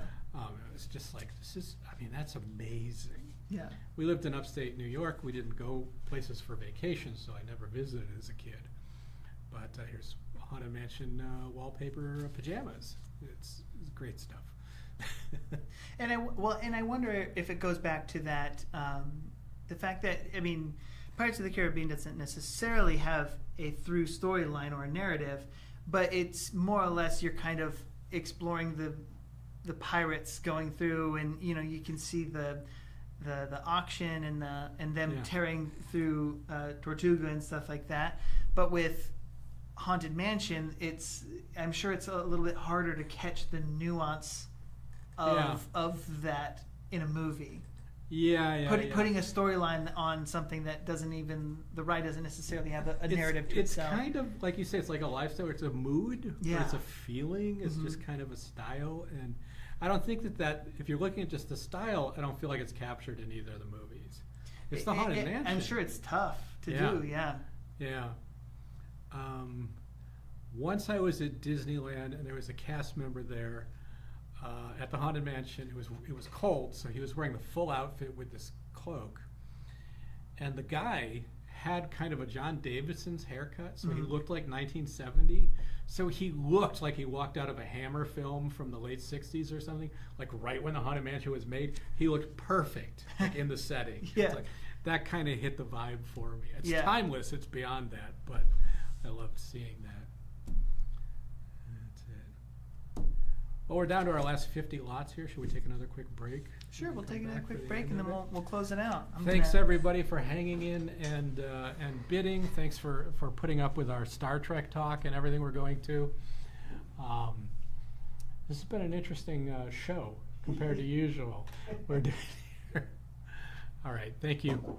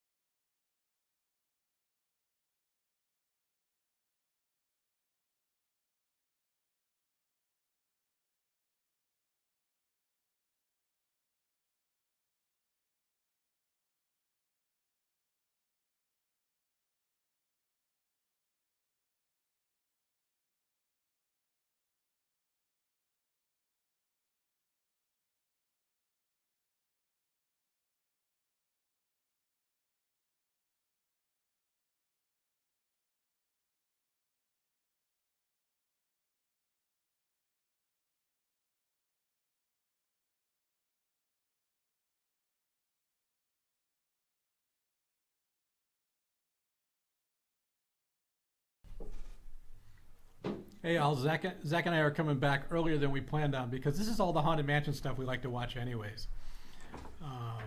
This is all the stuff I would collect if I had enough room. Yeah. And Desi would allow me to. And not, well, typical married joke. Here's the plush singers that we were talking about earlier. It's a really nice box and the set. I like them both. So that's a good deal. Yeah. And they're still in the box, yeah? Yeah. It's got like a clear plastic front there, and it's shaped like a tombstone. We had another pair, I think, went in the last auction with 2 different characters. Mm-hmm. So, which makes me wonder if there's more. But yeah, that's a good piece. And we're just getting into the last of them. We have about 35 more lots, folks. So thanks for sticking with us. Thanks for bidding on these. This is stuff that was around the time of the Eddie Murphy Haunted Mansion movie. Oh, yeah. The right item and that little cartoon raven type logo. And of course, Haunted Mansion Holiday, they started making a lot of good, different, interesting stuff for that right from the beginning. Yeah, the Nightmare Before Christmas overlay. Yeah. Very cool. Now, it's the first year, 2001 was the first year they did it, and the stuff, it doesn't say Haunted Mansion Holiday, it says Nightmare Before Christmas. Mm-hmm. When they made Nightmare Before Christmas merchandise, even the characters in Doom Buggies, they were labeled Nightmare Before Christmas. And I think it was 2002 when they started, they added Oogie Boogie to the attraction a little more, and they started to label the stuff Haunted Mansion Holiday, and it really became its own thing. It's always hard to remember when something that's become a classic like that. It's been there every year since. Yeah. There was a time when it was the first time, and they didn't know if it was going to work. Yeah. They're yeah. like, are people just not going to like this, or yeah. So it's become huge. I love the Tokyo Disneyland merchandise is always so nicely designed. Oh yeah, I mean that's out of all of the other parks in the world, that's the one that I want to go to the most. See, this is the conversation Mike and I keep having. We're like, yeah, we want to go to Tokyo. I mean, it looks fantastic. My wife and I keep talking about it. We keep talking about going to Japan to see that. Us too. And if we go, there's going to be a day at Disney at least. Mm-hmm. At least to go see Tokyo Disney Seas. Yeah. Yeah. So then we've got, what date is our next auction coming up? It is June 30th. Yeah, so it's a Sunday auction. That's what was throwing Mike and me off. It's usually on Saturday. Usually on Saturday. One day. So one day, Sunday, the pop culture, a lot of Disney, a lot of other stuff, good Star Wars stuff, Star Wars toys. Check those out. Although I did like Mike's cover of "You Can Get in Line" on the 29th. Hey, I came up with that. It wasn't you. Yeah, you start lining up on the 29th out front, but yeah, it's fun. Have you ever been to the live auctions or our live auction or anywhere? Other than the show, I have not. Oh, right, of course. Yeah. Yeah. The show was the same, but it was a little different. It was actually really amped up. Mm-hmm. But the live auctions are a lot of fun. I work on the computer for them. Adam and I are taking bids on 2 different online platforms, Live Auctioneers and iCollector. Mm-hmm. So both Adam and I are actually, I mean, this sounds like kind of weird, but it's like maybe 90% of the bids are coming into the 2 of us. So it's Adam and me going, 50, 75, this. And then there are a lot of phone bidders, and then there are people in the room. So it can be hard for us sometimes to track. I may not notice that the auctioneer took a bid from someone on the floor, and I'm taking it online, and I got to say, oh, no, sorry.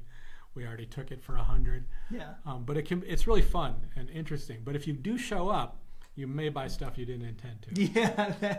Because honestly, when I was at the Joel McGee one, there were a couple things that I was like, can I just plop down really quick? But I know there's like paperwork that I have to file and whatnot. But because it's so exciting when you're there live and you want to jump in. But I love this set. I can't believe nobody bid on this. These are so cool from 1990-91. These are very early Haunted Mansion pins from Walt Disney World.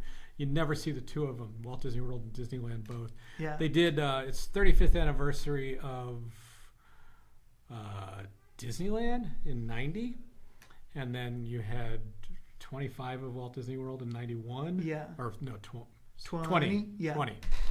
And so they did these, each park had a set of pins of all the attractions in the park, but with characters in them. Okay. So they did Roger Rabbit with the Haunted Mansion in Disneyland and Donald Duck with Walt Disney World Haunted Mansion. And they predate pin collecting and massive pin production. So that might be the second and third Haunted Mansion pin made. This Clue, the Haunted Mansion Clue one, that's really fun. It's actually got a little board and little pieces and tiny dice in it. Oh, it wasn't like a full size. There was a No. It's a keychain, like about that big of a Haunted Mansion Clue board, but it did have like 2 pieces and dice inside, so you could kind of set it up. Just a fun item. Because I remember I had the Haunted Mansion Clue. Right. Like the actual thing. But it was like in a metal box like this, right? Yes. Yeah. I had that. Yeah. It must still be in my garage. Celebration, Florida. Yeah. And these Pride Line trains, I've only become familiar with them since working here, but they're really, really nice, interesting pieces. Yeah. So I'm trying to think what's coming up from Disney. I still haven't seen Wish. When we're talking about favorite Disney movies, that's the last animated film. I have not seen Wish either. I've heard good things. Yeah, it's something me that too. I do. It's there's a couple Disney movies. Elemental is another one that I haven't quite gotten to. That's the Pixar. I watched that, and it was better than I expected. Oh, okay. I quite enjoyed it. Yeah. But yeah, I've heard Wish is pretty good. Yeah. And I know that the little star Right. character, the little animated star character, is kind of gaining a little bit of like a niche following of its own. Oh, cool. I've seen a lot of people with the star like backpack, and there's like a star plush of some sort. Yeah. That it's starting to kind of get its own little like, interesting. fandom. Yeah. Interesting. I have to catch that. This may not make me popular, but Encanto was not my favorite Disney movie. No. That's not bad. I like the music. I think Yeah. it was just at a time that music was popular. So people were really open to that style of music and stuff. But I didn't love the film overall. But, it wasn't aimed at me. Yeah. Yeah. No, yeah. I think that I really enjoyed Coco and Encanto. Together, that whole Latin America style. That's interesting. Is something that was very. I loved those films. Yeah. I really liked Coco. Yeah. I should revisit Encanto. But honestly, I think the best way to see a movie is if people told you it wasn't so good. Because it kind of builds a little bit of hype, and then when you actually watch it, your expectations a little bit. Like with Encanto, everyone's like, "Oh, Encanto's the best. Encanto's the best," and you watch and go, "Oh, this is okay," And I've had the experience where people say this movie's terrible, and you watch and you go, "I don't know, it was good." Yeah. But how do you do that?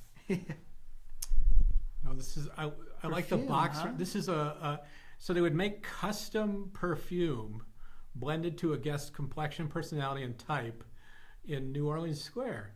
Wow. One of the cool parts of this is the box that it came in. It was a New Orleans Square box. So that's a really neat piece. Interesting.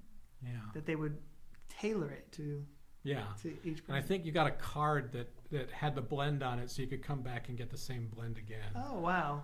So, yeah. But that goes into that, like Janine and I were talking about liking that mid-century package design. They have this cool kind of, I think it's almost an octagon, like light cardboard box that, the bottle went in. Yeah. It's just cool to see. And we're down to, what are we? Last 10? 7? The last 10 coming up here. Thanks, everybody, for sticking with us. I hope you're seeing stuff you like. I hope we've been just as entertaining as Ed and Mike is. Ed and Mike are? Are. Is? Are? Is. Well, Already. you've been no. This is, I like to talk about this stuff. I hope that people haven't minded us. We were going to talk about more about favorite and least favorite. Well, more about favorite Disney stuff. There's a lot to go to there. Yeah. Yeah. I always liked, like I said, Ichabod and Mr. Toad. I just loved. Mm-hmm. I liked Bing Crosby when I was a kid. Yeah. I just did. He narrates the whole Ichabod section, so I just thought that was fun. And liking Haunted Mansion, you're set up to like Ichabod and Mr. Toad. Absolutely. Yeah. Me and my, I have 2 older sisters, and we were obsessed with Muppet Treasure Island. We would watch it all the time and sing it all the time. It still to this day, that and Robin Hood, like the original cartoon Robin Hood. The Fox Robin. Yeah. Yeah. That one, we love both of those. I kind of appreciate Robin Hood, and that was a time when, I don't know how to say this without sounding too old-fashioned, but like they just let the animation kind of take its pace, and it's kind of a gentle pace. Yeah. Ooh-da-lolly, ooh-da-lolly, da. Yeah, it's just, with the opening song of right. Oodalali, they kind of it did feel like a little bit more relaxed. It wasn't like if they made it now, they'd have to have 3 memes in the first 2 minutes. 3 memeable moments. Yeah. So it was just kind of gentle. Oh, these are some great pieces. It's original production cell from Alice in Wonderland. Yeah, one of the cards. And there it goes. There it goes. We're down to just a few more here. Again, thank you, folks. I keep saying the same thing. Hope you enjoy what you're seeing. Thanks for all the great bidding. We'll be here. Watch for the catalog online for our next auction. I don't know the date set for our next online auction right now. I should have checked with Mike or Janine before they left, but it'll basically be probably roughly 2 months from now. I'm going to go out. Definitely keep an eye out for it. Yeah. Here's the Indiana Jones sword I was telling you about. Yeah. And yeah, somebody went for it. It's an interesting piece. I could find photos of them carrying those and using it. It's a heavy piece. It's not sharp, but it could hurt you. Yeah. I think it was designed to be able to like flip it and catch it. It's got a weight to it. Yeah. What a great show too. Yeah, That I've only Indiana seen it in show. video, but It's awesome. yeah, that's cool. We have these pieces of the Matterhorn. We've had a few of those come in. And They're like actual pieces of it. Yeah. Wow. And they have a little bit of textured paint on them. Each of them, you could see a photo of each one specifically, so you could see if it has snow or kind of the rocky part. Yeah. Or, yeah. They're all really cool. I like them every time I see them. It looks like we had a couple of them in this auction. And that's our last item coming up after this.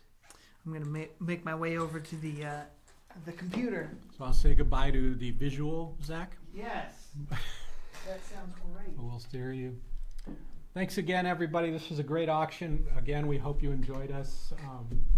Drop us a line here at the VE Gallery if you like to. And we hope we'll see you in the auctions in the future. There we go. Oh, we got one more. We're still on this. 806 is doing really well. Still in. Where else are you going to get a piece of the Matterhorn without going to Switzerland? Okay. And here we go. The Main Street Gazette. That's a good one to end on. The cast exclusive publication, which is another thing I collect now, is those early. And there we go. I'm going to close the auction. Thank you, everybody. And we'll see you next time. Thanks for being here.